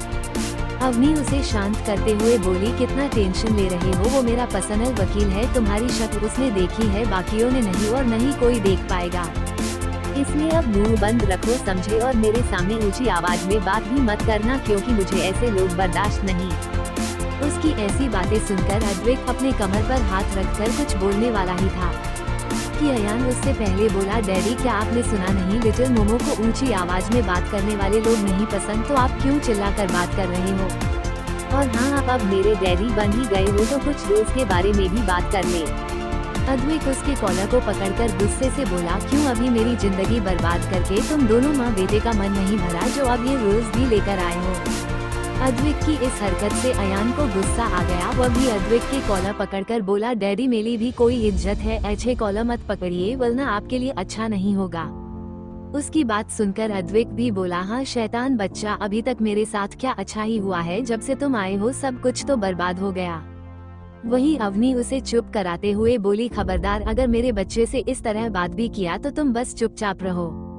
इतना कहकर अवनी ने अयान को बोलने का इशारा किया तो अयान ने बोलना शुरू किया, रूल नंबर 1, आपको मेरे लिए रोज टेस्टी टेस्टी खाना बनाना होगा, जैसे कचौली, आलू की सब्जी, और आपको मेरा पर्सनल बॉडीगार्ड भी बनना पड़ेगा। और दूसरा, आप कभी भी हमसे ऊंची आवाज में बात नहीं करेंगे। तीसरा, आपको हमारी छाली बातें माननी पड़ेगी। चौथा, आप कभी भी किसी भी लड़की की तरफ आंख उठाकर नहीं देखेंगे। पांचवा, आज के बाद मेले कोल को मत पकड़िएगा और मेले छात इज्जत छे पछाइएगा। इतना कहकर वो अवनी को देखने लगा तो अवनी आगे अद्विक से बोली, घर में कोई भी पूछेगा तो तुम कहना कि शादी का प्रपोजल तुमने दिया था। उसकी बात सुनकर अद्विक अचानक ही ताली बजाते हुए बोला, क्या माँ बेटे की जोड़ी है, मतलब अब सारी जिम्मेदारी मैं ही लूं, पर मैं क्यों करूँ ऐसा? अयान उसे दोबारा फोन दिखाते हुए बोला, नहीं करोगे तो वीडियो वायरल कर दूंगा और आपको करना पड़ेगा, वरना लिटिल मोमो की इमेज सबके सामने खराब हो जाएगी। इतना कहकर वो सात्विक की गोद में चढ़ गया और बाहर चलने का इशारा करते हुए बोला, अरे मेले रिजेक्टेड डैडी, चलो बाहर चलते हैं। मेले मॉम डैड को भी तो रोमांस करना होगा ना। उसके ये कहते ही सात्विक और जय अयान को लेकर बाहर चले गए। भले ही सात्विक कुछ रिएक्ट नहीं कर रहा था, पर उसे ऐसा लग रहा था जैसे उसने अपनी गोद में अयान को नहीं बल्कि किसी आइटम बम को पकड़ा हुआ है। उन सबके जाते ही अवनी प्यार से अद्विक से बोली, अजी सुनिए। उसके इतने प्यार से बोलने से अद्विक को तो हार्ट अटैक ही आने वाला था। वो लगभग गिरते गिरते बचा। ये देखा अवनी उसका हाथ पकड़कर बोली, अजी क्या करते हो, अभी तो आप गिर जाते। उसकी तरफ देखते हुए अद्विक हकलाते हुए बोला, ये तुम कैसी हरकतें कर रही हो, ठीक तो हो ना? अभी तो तुम मुझे डरा धमका रही थी, अब क्या हुआ? अवनी प्यारा सा फेस बनाकर बोली, आप भी क्या पूछते रहते हैं, अब हम शादीशुदा है और मैं बहुत ही अच्छी लड़की हूँ जो अपने पति का नाम नहीं लेती और ना ही उससे ऊंची आवाज में बात करती है, इसलिए आज से मैं आपको ऐसे ही बुलाऊंगी। इतना कहकर वो शर्माने की एक्टिंग करने लगी। देखकर तो अद्विक को ऐसा लग रहा था जैसे उसके सामने अवनी नहीं साक्षात गिरगिट खड़ा हो जो कभी भी रंग बदल सकता है। अद्विक अभी भी शौक में था। ये देख अवनी प्यार से उसे किस करके बोली, बेबी घर जल्दी आना, आज तुम्हारी यह बीवी तुम्हारे लिए अच्छा अच्छा खाना बनाकर रखेगी। इतना कहकर वो चली गई। बाहर जाते ही अवनी के चेहरे पर डेंजरस स्माइल आ गई। उसने अपने हाथ में पकड़े अद्विक के बालों को देखा जिससे वह अद्विक और अयान का डीएनए टेस्ट करवाने वाली थी। अवनी के जाने के बाद अद्विक के पास किसी का कॉल आया। कॉल रिसीव करते ही दूसरी तरफ से कुछ कहा गया जिसे सुनकर अद्विक की आंखें डरावनी हो गई। उसने फोन कट करके अपने जेब में रखा और मास्क पहनकर बाहर निकल गया। जब वो एंट्रेंस पर पहुंचा तो उसकी आंखें छोटी हो गई क्योंकि अयान उसके सामने खड़ा था। उसे देख अद्विक मन में बोला, अब क्या चाहिए इसे, मेरी सुख शांति तो सब छीन ही चुका है। वो सोच ही रहा था कि अयान उसके पैरों से लिपट कर प्यारी सी आवाज में उससे बोला, डैडी डैडी। उसकी इतनी मीठी आवाज सुनकर अद्विक को अवनी की याद आ गई जो सबके जाने के बाद उससे ऐसे ही मीठी आवाज से बात कर रही थी। अद्विक ने अयान से पूछा, क्या हुआ, क्या तुम्हें मुझसे कुछ चाहिए? अद्विक को ऐसे रूड तरीके से बात करता देख अयान उदास होकर बोला, डैडी आप मुझसे नाराज हो क्या, मैंने कुछ गलत कर दिया? मैं तो कितना प्यारा बच्चा हूँ, किसी को परेशान भी नहीं करता। इतना कहकर वो अपने झूठे आंसू पोंछने लगा। उसे देखकर अद्विक मन में बोला, सच में ये दोनों माँ बेटे एक ही खेत की मूली है, दोनों कब गिरगिट जैसे रंग बदल ले कुछ पता नहीं। एक दिन इसी के चलते मैं हार्ट अटैक से मर जाऊंगा। इतना कहने के बाद उसने अपने माथे को सहलाया और अयान से झूठी स्माइल करके बोला, हाँ तो मेरे अभी अभी बने बेटे बताओ तुम्हारे मुंह से इतनी मीठी मीठी बातें कैसे निकल रही हैं? और तुम्हारी वो डेंजरस मॉम कहाँ है? अयान अद्विक के हाथों को पकड़कर बोला, लिटिल मोमो तो चली गई, उन्होंने कहा उन्हें कुछ काम है तो मैं आपकी छाप लूँ। अयान की बात सुनकर अद्विक मना करते हुए बोला, नहीं, मैं तुम्हें अपने साथ नहीं ले जा सकता, तुम भाई के साथ चले जाओ, मैं उन्हें बोल दूंगा। अद्विक के मना करते ही अयान अपनी आंखें छोटी करके उसके गोल गोल घूमने लगा। अद्विक के 2-3 चक्कर लगाने के बाद अयान ठीक उसके सामने खड़े होकर बोला, कहीं आप अपनी गर्लफ्रेंड से मिलने तो नहीं जा रहे, इसीलिए मुझे अपने साथ नहीं ले जा रहे हैं। अद्विक दांत पीसते हुए बोला, मैं किसी जरूरी काम से जा रहा हूँ, इसलिए अपना मुंह बंद रखो। अयान भी उसी टोन में बोला, मैं क्यों मुंह बंद रखूं, मुझे भी छात जाना है, कहीं अगर आपने मेरे मोमो को धोखा दे दिया तो फिर आप बर्दाश्त नहीं कर पाओगे। जय जो अद्विक को बुलाने आया था उसने अयान की बात सुन ली। उसने कंफ्यूज होकर अयान से पूछा, अगर बॉस तुम्हारी लिटिल मोमो को धोखा देंगे तो फिर बॉस क्या बर्दाश्त नहीं कर पाएंगे, यह बात मुझे समझ नहीं आई। अयान उसे समझाते हुए बोला, क्योंकि मेरी लिटिल मोमो लोने वालों में 6 नहीं है, रुलाने वालों में 6 है। उसकी बात समझते हुए जय को याद आया कि हाँ, सच में इसकी लिटिल मोमो कितनी डेंजरस है। वहीं अद्विक ने टाइम देखा तो उसके माथे पर बल पड़ गए। अब उसके पास सिर्फ एक ही ऑप्शन बचा था कि वो अयान को अपने साथ ले जाए। उसने अयान को गोद में उठाया और कार में बैठकर निकल गया। वहीं अवनी ने अद्विक और अयान के बालों को हॉस्पिटल में दे दिया था ताकि वो उनका डीएनए टेस्ट करा सके। रिपोर्ट उसे शाम तक मिलने वाली थी, इसलिए अवनी ने सोचा कि अभी उसका घर जाना ही बेहतर है। वो हॉस्पिटल से बाहर निकल ही रही थी कि अचानक एक जाने पहचाने चेहरे को देखकर उसकी आंखें छोटी हो गई। उसने देखा मिस्टी अपना चेहरा छुपाकर हॉस्पिटल के अंदर आ रही थी। उसे देखते ही अवनी दीवार के पीछे छुप गई। उसने देखा मिस्टी गाइनोलॉजिस्ट के पास जा रही थी। अवनी भी छुपकर उसका पीछा करने लगी। थोड़ी देर बाद मिस्टी एक डॉक्टर के केबिन में बैठी थी। मिस्टी के चेहरे पर परेशानी साफ झलक रही थी। उसके सामने बैठी डॉक्टर उसे देखते हुए बोली, देखिए मिस्टी, मैं कहती हूँ आप सोच समझकर फैसला लीजिए। आप ऑलरेडी एक बार अबॉर्शन करा चुकी हैं, क्या इस बार भी अबॉर्शन कराना चाहती हैं? उस डॉक्टर की बात सुनकर मिस्टी को बहुत गुस्सा आ रहा था। वो दांत पीसते हुए बोली, डॉक्टर, आपको जितने पैसे चाहिए मैं दूंगी, बस प्रेगनेंसी वाली बात बाहर नहीं जानी चाहिए, जैसे पिछले बार भी नहीं गई थी। पैसों की बात सुनकर डॉक्टर की आंखों में चमक आ गई। पिछले बार भी मिस्टी ने अबॉर्शन के लिए उसे ढेर सारे पैसे दिए थे और इस बार भी उसे ढेर सारे पैसे मिलेंगे, ये सोचकर वो डॉक्टर मिस्टी की बात मान गई। कुछ देर बात करने के बाद मिस्टी हॉस्पिटल से बाहर चली गई।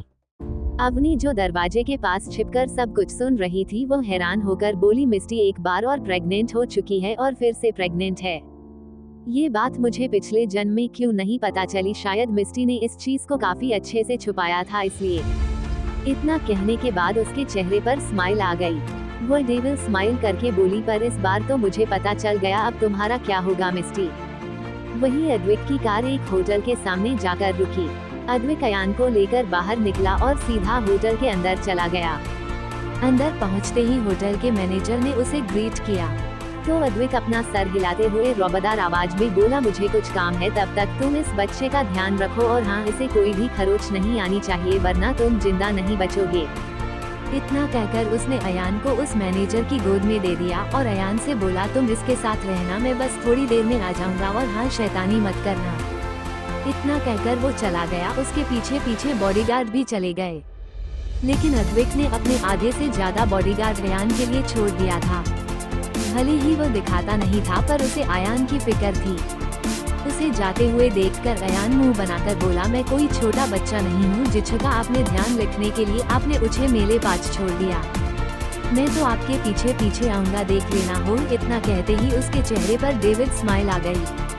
वहीं मैनेजर अयान को लेकर वहीं बने एक गेम रूम में आ गया।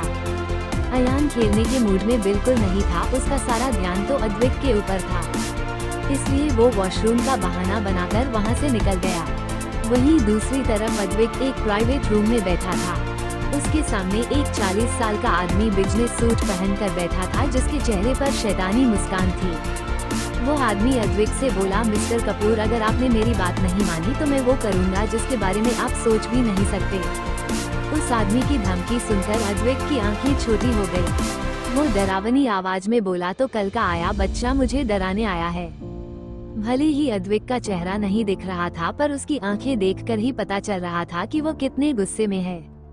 अद्विक के सामने बैठा आदमी बड़े घमंड से बोला, मैं कोई बच्चा नहीं हूँ, मेरा नाम विजय है, विजय रस्तोगी। मैं क्या कर सकता हूँ इसके बारे में तुम सोच भी नहीं सकते, इसलिए मेरी बात मानो और मेरी बेटी से शादी कर लो, फायदे में रहोगे। मिस्टर विजय के ये कहते ही रूम का डोर ओपन हुआ और एक लगभग 21 साल की लड़की जिसने बहुत ही शॉर्ट ड्रेस पहनी हुई थी और ढेर सारा मेकअप लगाया हुआ था, वो अदा से चलती हुई आई और अपने डैड यानी मिस्टर विजय के पास बैठ गई। उस लड़की की नज़र तो बस अद्विक पर थी। वहीं उस लड़की को बिना देखे अद्विक मिस्टर विजय से बोला, क्या तुम चाहते हो कि मैं एक चुड़ैल से शादी कर लूं? बट आई एम सॉरी, मेरी जिंदगी में ऑलरेडी चुड़ैल की सरदारनी नहीं, वो उससे भी ज्यादा डेंजरस लड़की है और उससे भी 2 कदम आगे एक शैतान बच्चा है। बेहतर होगा कि हमारी बातें बाहर ना जाए, वरना अगर उन दोनों ने सुन लिया तो तुम्हारी खैर नहीं। अद्विक की बातें ना तो मिस्टर विजय को समझ आई और ना उसकी बेटी को, पर उन्हें इतना जरूर समझ आया कि अद्विक किसी लड़की के बारे में बात कर रहा है। मिस्टर विजय थोड़ा गुस्से से बोले, झूठ मत बोलो, हमें पता है कि तुम अभी भी सिंगल हो। अगर तुम मेरी बेटी से शादी करते हो तो तुम्हें बहुत फायदा होगा, और अगर नहीं करोगे तो तुम्हारी कंपनी के जो सीक्रेट्स हमारे पास है हम उसे लीक देंगे, फिर तुम पूरी तरह से बर्बाद हो जाओगे। इतना कहकर वो ठहाका लगाकर हंसने लगे। उनकी बेटी भी हंसते हुए अद्विक से बोली, मिस्टर कपूर हमारी जोड़ी बेस्ट रहेगी। उसकी हाँ में हाँ मिलाकर मिस्टर विजय भी बोले, मेरी बेटी सही कह रही है, एक बार इस बारे में सोचिए, ट्राई करिए, मुझे यकीन है आप निराश नहीं होंगे। उन्होंने इतना कहा ही था कि तभी उस रूम का दरवाजा एक धमाके के साथ खुला और एक डरावनी आवाज सभी के कानों में पड़ी, मुझे भी आप एक बार ट्राई करिए, यकीन मानिए आप भी निराश नहीं होंगे। यह आवाज सुनकर अद्विक और जय की आंखें एकदम बड़ी हो गयी। वो दोनों ही अब अपनी दया भरी नजरों से मिस्टर विजय और उनकी बेटी को देखने लगे। जय मन में बोला, हाँ बिल्कुल सही मिस्टर विजय, आप इसे भी एक बार ट्राई करिए, यकीन मानिए निराश तो बिल्कुल ही नहीं होंगे आप।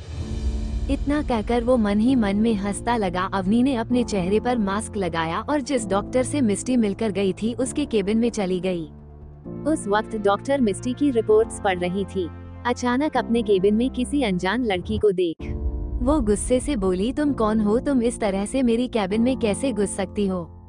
अवनी ने बिना वक्त गंवाए अपनी गन निकाली और सीधा उस डॉक्टर के माथे पर तानते हुए अपने भारी आवाज में बोली, डॉक्टर चपड़ चपड़ करने वाले लोग मुझे बिल्कुल पसंद नहीं, इसलिए जैसा मैं कहती हूँ वैसा करो, वरना अगले कुछ मिनटों में तुम्हारी फोटो में हार चढ़ा मिलेगा। वो डॉक्टर तो वैसे भी डरपोक थी, इसलिए अवनी की धमकी से डर गई। उसने हकलाते हुए अवनी से पूछा, क्या चाहिए आपको? आप जो कहोगी मैं दूंगी और जैसा कहोगी वैसा करूंगी। उस डॉक्टर के इतनी जल्दी मान जाने से अवनी मन ही मन खुश हो गई। उसने अपनी आवाज थोड़ा बदल कर कहा, मुझे मिस मिस्टी मित्तल की रिपोर्ट चाहिए, मुझे अच्छे से पता है कि वो रिपोर्ट तुम्हारे पास है। डॉक्टर के तो पसीने छूट रहे थे, उसे समझ नहीं आ रहा था कि वो क्या बोले। कुछ सोचकर वो झूठ बोलते हुए बोली, मुझे लगता है आपको कोई गलतफहमी हुई है, मेरे पास किसी मिस्टी की रिपोर्ट आ। उसने इतना ही कहा था कि अवनी ने तुरंत उसका हाथ पकड़कर मरोड़ दिया और गुस्से से बोली, लगता है तुम्हें प्यार की भाषा समझ नहीं आती है, पर कोई बात नहीं, मुझे हर तरह की भाषा आती है। इतना कहकर उसने अपनी गन को डॉक्टर के मुंह में डाल दिया तो डॉक्टर की आंखें बड़ी हो गई। वो रोते हुए अपने हाथ जोड़ने लगी, लेकिन इससे अवनी को कोई फर्क नहीं पड़ा। डॉक्टर को अवनी से बहुत डर लग रहा था और उसने अपनी जान बचाने के लिए अवनी को मिस्टी की रिपोर्ट्स देने का फैसला किया। डॉक्टर ने टेबल की तरफ इशारा किया तो अवनी ने देखा टेबल पर मिस्टी की नाम से एक फाइल रखी है। अवनी फाइल को लेकर बाहर जाने से पहले गुस्से से उस डॉक्टर को डराते हुए बोली, याद रहे मेरे बारे में किसी को पता नहीं चलना चाहिए और न ही तुम मिस्टी को ये बताओगी कि मैंने उसकी रिपोर्ट्स ली है, वरना तुम जिंदा नहीं बचोगी, मेरी नजर हर वक्त तुम पर रहेगी।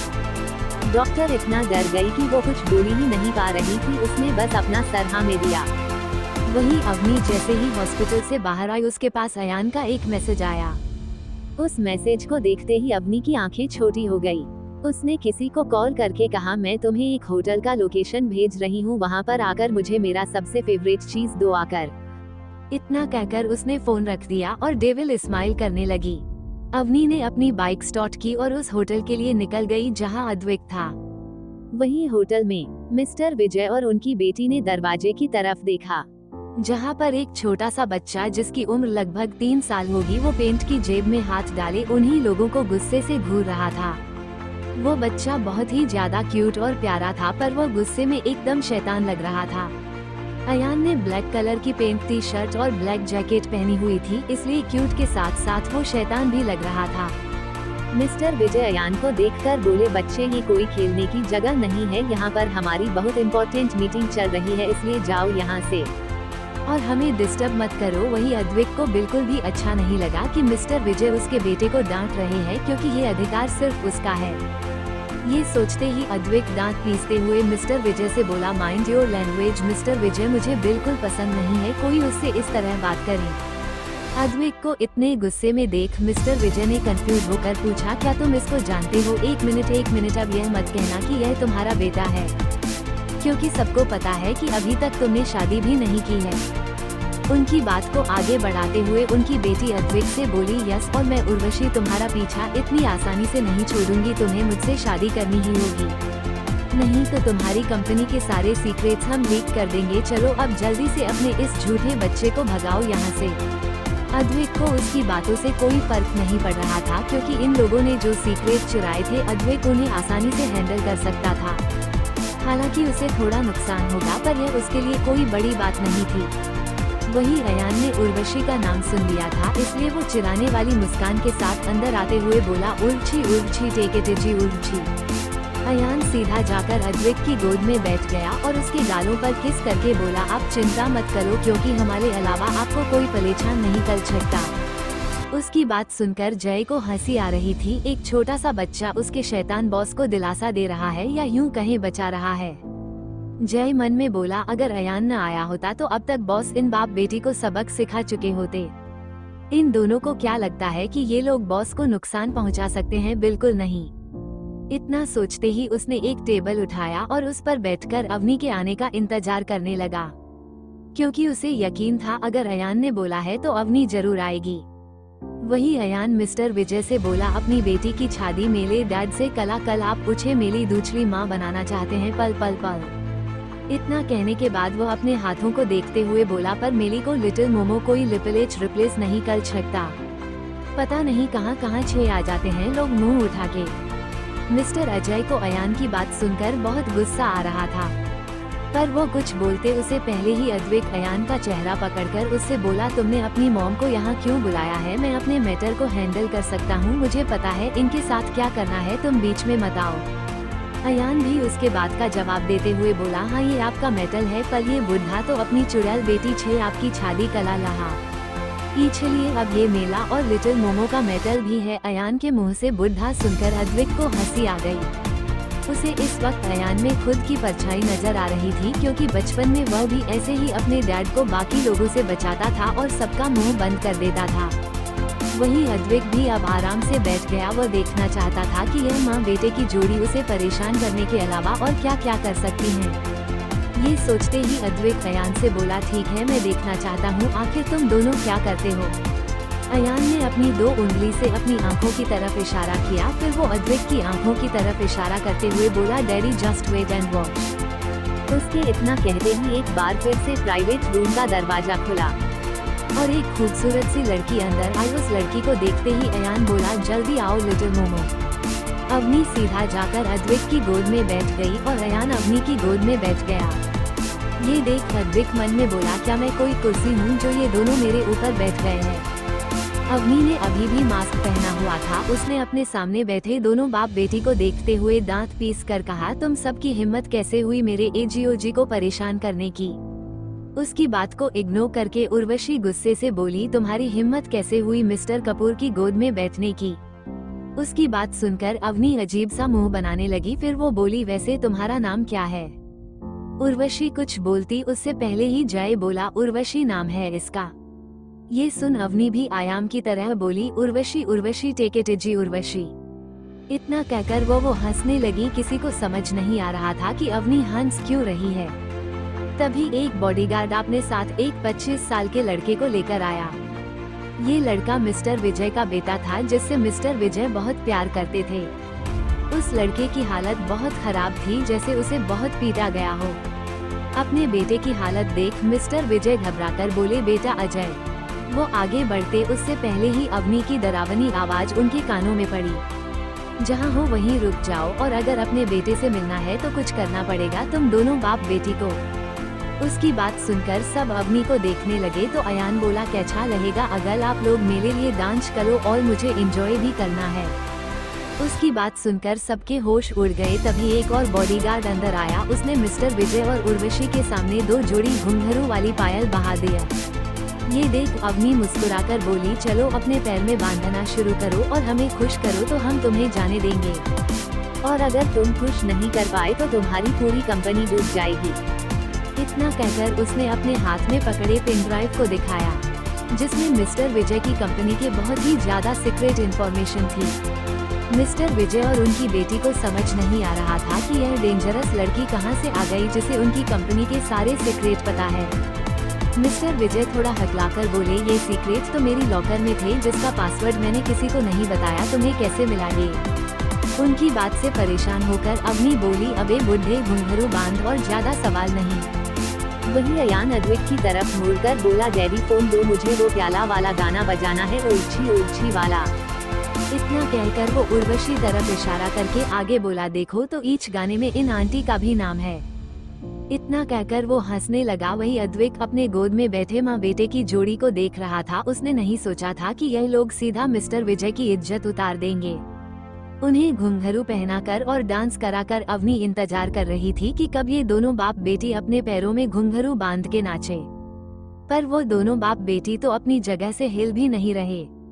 ये देख अवनी अपने दांत पीसते हुए बोली मिस्टर विजय 5 सेकंड है आपके और आपकी बेटी के पास, अगर इन 5 सेकंड में आपने हमारा एंटरटेनमेंट करना शुरू नहीं किया तो फिर मैं आप लोगों की इज्जत का तमाशा बनाऊंगी। अवनी की धमकी सुनकर मिस्टर विजय और उनकी बेटी दोनों डर गए। मिस्टर विजय ने खुद को संभाला और थोड़े गुस्से से बोले तुम हो कौन लड़की और तुम हमें इस तरह से नहीं धमका सकती, तुम्हें पता नहीं है अभी कि मैं कौन हूँ। मिस्टर विजय की ऐसी बातें सुनकर अद्वैत को गुस्सा आने लगा। भले ही वो अवनी को कुछ भी बोलने पर कोई और अवनी को कुछ बोल वो ये बर्दाश्त नहीं करेगा। इसलिए अद्वैत अपनी सर्द आवाज में मिस्टर विजय को धमकाते हुए बोला मिस्टर विजय कैसा रहेगा अगर आपकी सबसे कीमती कंपनी जो सिंगापुर में है वो ब्लास्ट हो जाए, या फिर वो बेंगलुरु वाली कंपनी जो इस वक्त काफी प्रॉफिट में चल रही है। उसकी धमकी सुनकर मिस्टर विजय अद्वैत की तरफ देखकर गुस्से से बोले मिस्टर कपूर आप ऐसा नहीं कर सकते, अगर आपने किया तो मैं आपकी कंपनी के सीक्रेट्स लीक कर दूंगा। इतना कहने के बाद वो अवनी की तरफ इशारा करके बोले और आखिर ये बदतमीज लड़की है कौन जिसके लिए आप इतने प्रोटेक्टिव हो रहे हैं? अद्वैत ने गुस्से से कसके अपनी मुट्ठी बंद करते हुए जवाब दिया अद्वैत कपूर किसी की धमकी से डर जाए ऐसा कभी हुआ नहीं, और तुम छोटे मोटे जैसे कीड़ों की इतनी औकात नहीं कि वो अद्वैत कपूर को डरा सके। और रही बात सीक्रेट्स की तो वो मेरा बस चिल्लर जैसा ही नुकसान पहुंचाएंगे, पर तुम्हारी कंपनी डूब गए तो तुम सड़क पर आ जाओगे। इतना कहने के बाद उसने अद्वैत और अयान को देखा जो उसे ही देख रहे थे। अद्वैत ने अवनी के सर पर हाथ रखा, फिर मिस्टर विजय और उनकी बेटी से बोला और रही बात इस लड़की की तो इसकी नाम लेने की औकात भी तुम लोगों में नहीं है, क्योंकि यह है मिसेज अवनी अद्वैत कपूर। उसके ये कहते ही मिस्टर विजय और उर्वशी ही नहीं बल्कि जय के भी होश उड़ गए। जय अद्वैत को देखकर हैरानी में मन में बोला अभी तक तो बॉस इन दोनों को सबक सिखाने की बात कर रहे थे और अब खुद ही अवनी को अपनी बीवी बता रहे हैं। लगता है सच में मेरे बॉस दिमाग से पागल ही है, कब क्या कर दे पता नहीं। वही मिस्टर अजय और उनकी बेटी हैरानी से एक दूसरे को देखने लगे क्योंकि उन्हें विश्वास नहीं हो रहा था कि अद्वैत ने शादी कर ली है। मिस्टर विजय अपनी शक भरी नजरों से अद्वैत को देखते बोले ऐसा कैसे हो सकता है, मैंने तो कोई न्यूज नहीं सुनी कि तुमने शादी भी की है।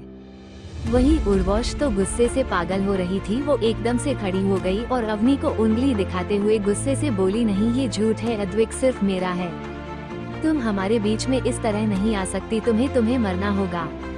मरने वाली बात सुनकर अवनी का खून खौल उठा। उसे याद आने लगा कि कैसे पिछले जन्म में मिस्टी और हर्ष ने उसे अयान और अद्वैत को मारा था। उसने गुस्से में कसके अद्वैत की शर्ट को पकड़ लिया। उसकी आंखें इस वक्त गुस्से से लाल थी। अवनी को गुस्से में देख अयान अद्वैत से चिपक गया और उसके कान में धीरे से बोला डैडी कुछ करो, लिटिल मोमो को गुच्छा आ रहा है। वो जब भी ईच तला का गुच्छा करती है तो वो एक गैंगस्टर बन जाती है, फिर किसी को नहीं छोड़ती। उसकी बात सुनकर अद्वैत हैरानी से उसे देखने लगा तो अयान ने अपना सर हाँ में हिला दिया, पर अयान ने यह बात अद्वैत को बताने में काफी लेट कर दिया क्योंकि अवनी अद्वैत की उठी और अपनी जैकेट से गन निकालकर उसने उर्वशी पर तान दी। ये देख उर्वशी एकदम घबरा गई। वो पीछे जाते हुए हकलाकर बोली, क्या क्या कर रही को पागल लड़की। उसे डरता देख अवनी डेंजरस की स्माइल करके बोली, अभी तक तो मुझे मरने की बात कर रही थी, खैर मैं तुम्हें जिंदा छोड़ दूंगी, बस जल्दी से इन घुंघरू को पैरों में बंधन कर नाचना शुरू कर दो। इतना कहकर उसने दीवार पर गोली चला दी। वही गोली की आवाज सुन उर्वशी एकदम से सोफे पर बैठ गई। वही अवनी को गुस्से में देख अद्वैत ने अयान को जय की गोद में देकर उसे बाहर ले जाने को कहा, तो जय भी तुरंत अयान को लेकर बाहर चला गया। अयान के जाने के बाद अवनी टेबल पर पैर मारते हुए गुस्से से बोली, पहनो इन घुंघरू को। अवनी इस वक्त बहुत डेंजरस लग रही थी। उससे मिस्टर विजय और उर्वशी इतना डर गए कि उन्होंने अपने कांपते हाथों से अपने पैरों में घुंघरू बंध लिया। ये देख अवनी स्माइल करते हुए बोली, गुड, अब नाचो। वही मिस्टर विजय और उर्वशी को ना चाहते हुए भी नाचना पड़ रहा था। उन्हें नाचते देख अवनी के चेहरे पर स्माइल आ गई। उसका इतना भयानक रूप देख अद्वैत अपना सर मसलते लगा। वो मन में बोला, क्या बीवी मिली है, ऐसे यूनिट लोग बस मेरी ही जिंदगी में आने थे। इतना सोचने के बाद उसने अपना सर झटका और जल्दी से जाकर अवनी को गोद में उठा लिया। तो अवनी गुस्से से अद्वैत को देखने लगी और बोली, नीचे उतारो मुझे, अभी मेरा एंटरटेनमेंट नहीं हुआ है। अद्वैत अपनी आंखें छोटे करके उसे देखते हुए बोला, चलो मैं बाहर तुम्हारा एंटरटेनमेंट करता हूँ। इतना कहकर वह जाने लगा तो अवनी वही खड़े अपने एक बॉडीगार्ड से बोली, इन दोनों का डांस तब तक नहीं रुकना चाहिए जब तक ये बेहोश होकर गिर ना जाए। अवनी की बात सुनकर उस बॉडीगार्ड ने अपना सर हाँ में हिला दिया। वही मिस्टर विजय और उर्वशी अभी भी अपने पैरों में घुंघरू बांधकर नाच रही थी और अवनी का एक बॉडीगार्ड फोन में वीडियो बना रहा था। उर्वश ने जाती हुए अवनी को देखकर मन में ठान लिया था कि वो इस लड़की को अच्छा सबक सिखाएगी। बाहर पहुंचते ही अवनी थोड़ी शांत हो गई। अवनी ने अभी भी उसे अपनी गोद में पकड़ा हुआ था। वो लोग जैसे ही फर्स्ट फ्लोर पर आए तो दोनों की आंखें छोटी हो गई क्योंकि उनके सामने एक जाना पहचाना शख्स खड़ा था। उस शख्स को देखकर अद्वैत के आसपास का ओरा सर्द हो गया। उसने सर्द आवाज में अपने सामने खड़े इंसान को देखते हुए पूछा, तुम यहाँ क्या कर रहे हो हर्ष? हर्ष ने कोई जवाब नहीं दिया, वो बस अवनी को देख रहा था। वही अवनी भी उसे नफरत से देख रही थी क्योंकि यह वही इंसान था जिसके साथ मिलकर मिस्ट्री ने पिछले जन्म में उसके खिलाफ साजिश रची थी। अवनी हर्ष को नफरत से देखते हुए मन में बोली, मुझे पता है कि कंपनी के सीक्रेट्स कैसे मिस्टर विजय के पास पहुँचे, ये सब तुमने किया है, पर चिंता मत करो, हर एक का हिसाब में वक्त आने पर लूंगी। इतना कहने के बाद वो अंदर ही अंदर डेविल स्माइल करने लगी।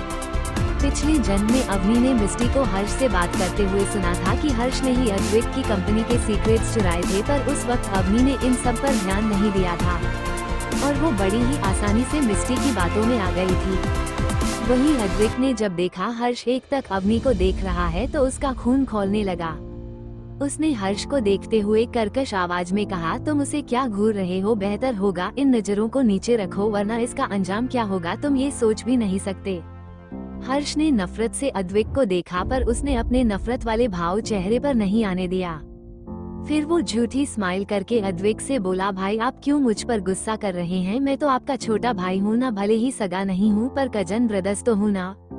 इतना कहने के बाद उसने मुस्कुराते हुए अवनी की तरफ इशारा करके पूछा, वैसे भाई ये लड़की कौन है? आप तो कभी किसी लड़की के साथ नहीं घूमते और इस होटल में आप इसके साथ क्या कर रहे हैं?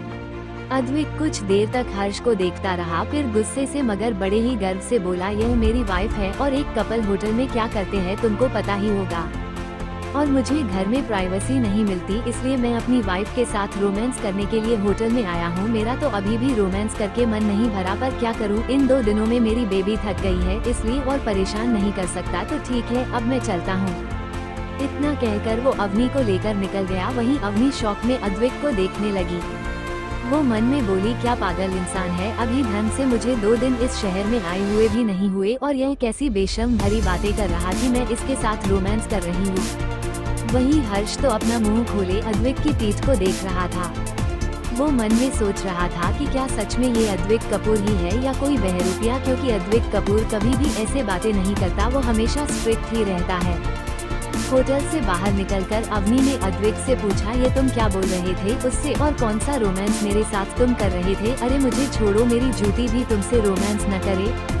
पता नहीं क्या क्या गंदे ख्याल तुमने पाल रखे हैं। उसकी बात सुनकर अद्वैत उसे गुस्से से घूरते हुए बोला, तुम में भी कोई हीरे मोती नहीं जड़े हैं जो मैं तुम्हारे साथ रोमांस करूं। अवनी उसकी कॉलर को पकड़कर बोली, तो फिर क्या घटिया बातें बोल रहे थे अंदर।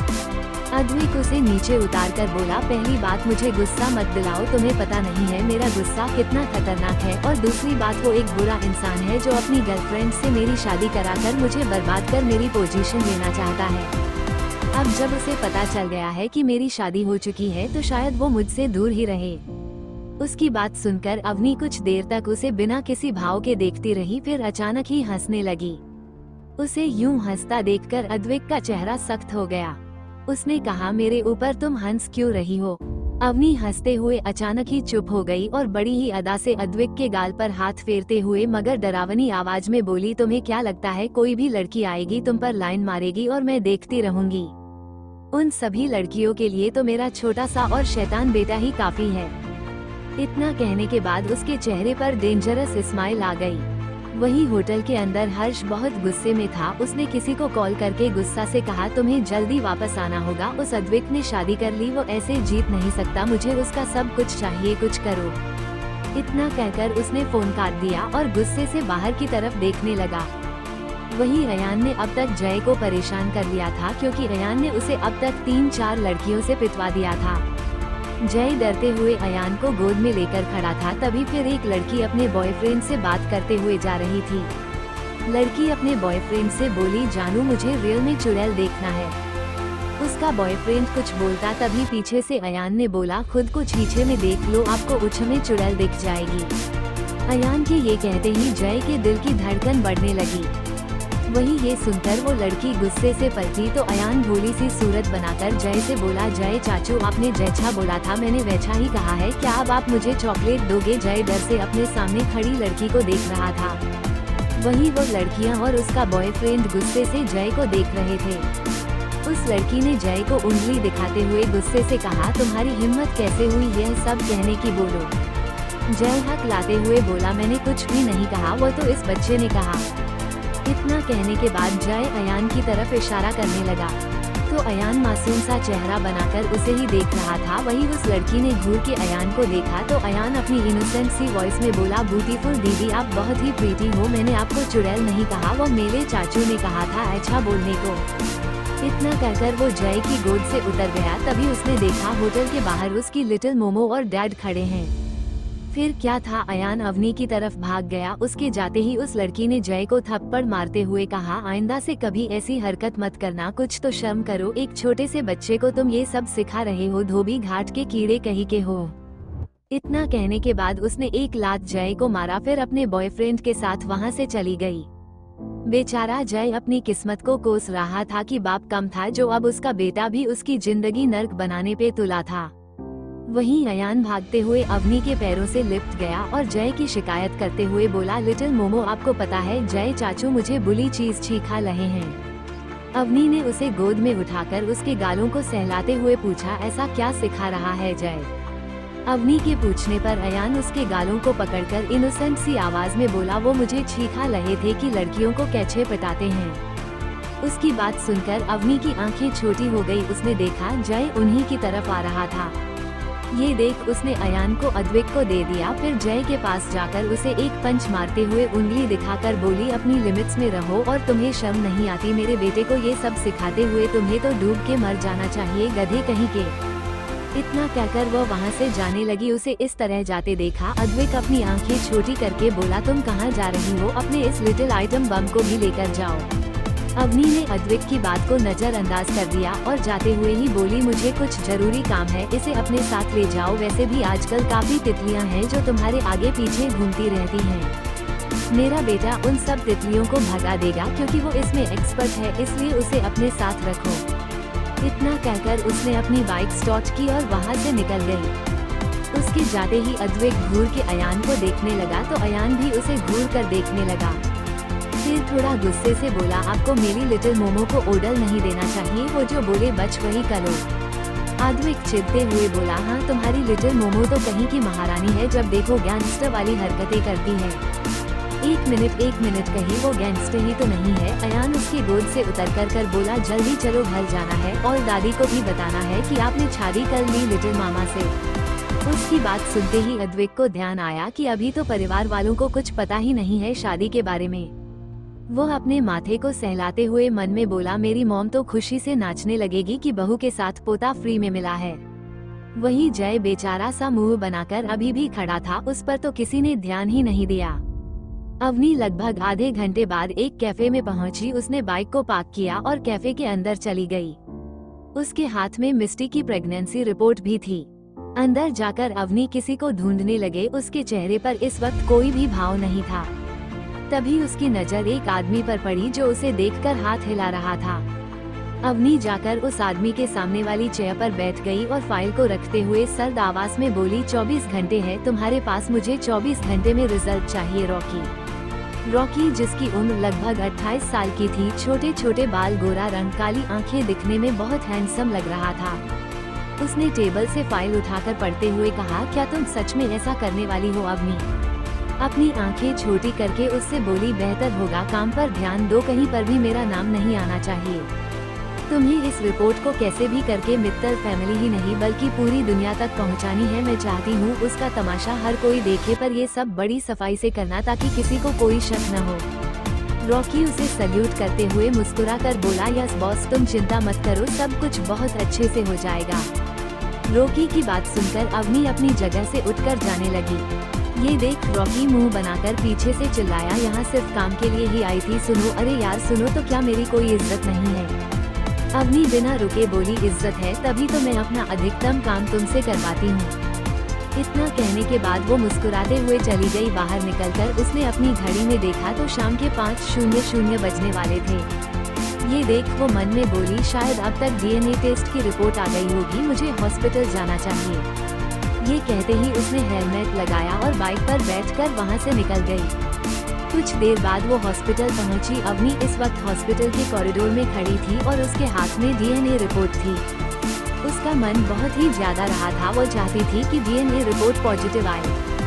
उसने अपनी आंखें बंद करके गहरी सांस ली और रिपोर्ट खोलकर पढ़ने लगी।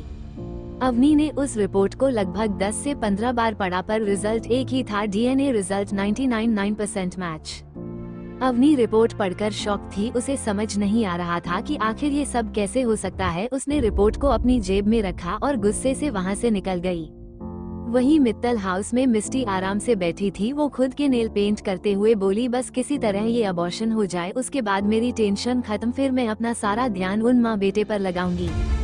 कैसे भी करके उन्हें घर से निकालना ही होगा। जब से आए हैं तब से इस घर में कोई मेरी कदर ही नहीं करता। इतना कहते ही उसके आंखों में नफरत झलकने लगी। तभी मिस्टी के पास किसी का कॉल आया। कॉल उठाते ही वो खुश होकर बोली, बेबी इतने दिनों बाद तुम्हें मेरी याद आई है। उसकी शिकायत सुनकर फोन के दूसरी तरफ से एक आदमी बोला, ऐसी बात नहीं है, तुम्हें पता है ना, अगर किसी को पता चल गया कि हम रिलेशनशिप में हैं तो प्रॉब्लम हो जाएगी। मिस्टी मुंह बनाकर बोली, हम एक दूसरे को पसंद करते हैं, कुछ बुरा नहीं है। उसकी बात सुनकर वो आदमी गुस्से से बोला, एक बार उसे रास्ते से हटा दो और कपूर इंडस्ट्री अपने नाम कर लूं, फिर हम शादी कर लेंगे और मजे से रहेंगे। शादी की बात सुनकर मिस्टी शर्माने लगी। फिर अचानक उसके दिमाग में कुछ आया। वो रोने का नाटक करते हुए बोली, हर्ष बेबी मुझे थोड़ी हेल्प चाहिए, क्या तुम करोगे? उसकी रोने की आवाज सुनकर हर्ष बड़े प्यार से बोला, करूँगा, बताओ तो, पर प्लीज रो मत।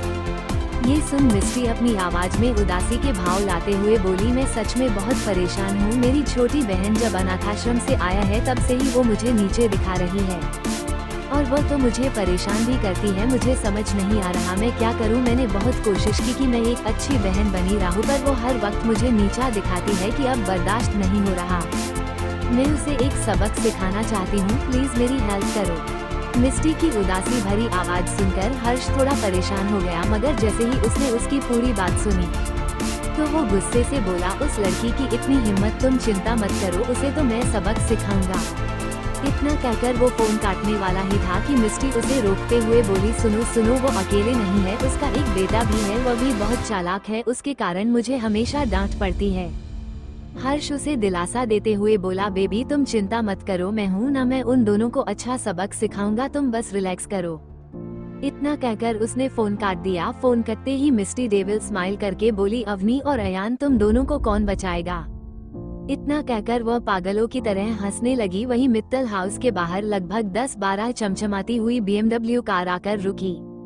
कार के रुकते ही एक कार को छोड़ बाकी कार से कई सारे बॉडीगार्ड निकलकर आसपास खड़े हो गए। जय जल्दी से कार से बाहर निकला और उसने बेडशीट का डोर ओपन किया तो अद्विक अयान को अपनी गोद में लेकर बाहर निकला। भले ही अद्विक ने मास्क पहना था पर उसके और अयान दोनों के चेहरे पर एटीट्यूड साफ झलक रहा था। दोनों घर के अंदर चले गए। अयान धीरे से अद्विक के कान में बोला, डैडी आप पहली बार नाना नानी और बाकी छब छह मिलने आए हो, उनके पैर छूना मत भूलना। अद्विक उसे घूरते हुए बोला, मुझे मत सिखाओ कि क्या करना है क्या नहीं, और अद्विक कपूर कभी किसी के सामने नहीं झुकता समझे। उसकी बात सुनकर अयान मुंह बनाकर बोला, तो क्या आप पूछप्स पुशअप भी खड़े होकर करते हो? इतना कहकर वो हंसने लगा। अद्विक ने उसे इग्नोर किया और अंदर की तरफ जाने लगा। अंदर पहुंचकर अद्विक की आंखें छोटी हो गई क्योंकि हॉल में उसके मॉम डैड बैठे थे और अवनी के मॉम डैड से बात कर रहे थे। मिस्टर एंड मिसेज कपूर को देखते ही अयान की आंखें चमक उठी। वो अद्विक की गोद से उतरा और मिसेस कपूर की तरफ भागते हुए चिल्लाया, ब्यूटीफुल दादी आपको पता है डैडी ने लिटिल मोमो 6 जबरदस्ती शादी कर ली, अब वो मेरे डैडी बन गए हैं। उसकी बात सुनकर हॉल में मौजूद सभी लोग शॉक हो गए, यहाँ तक कि अद्विक भी।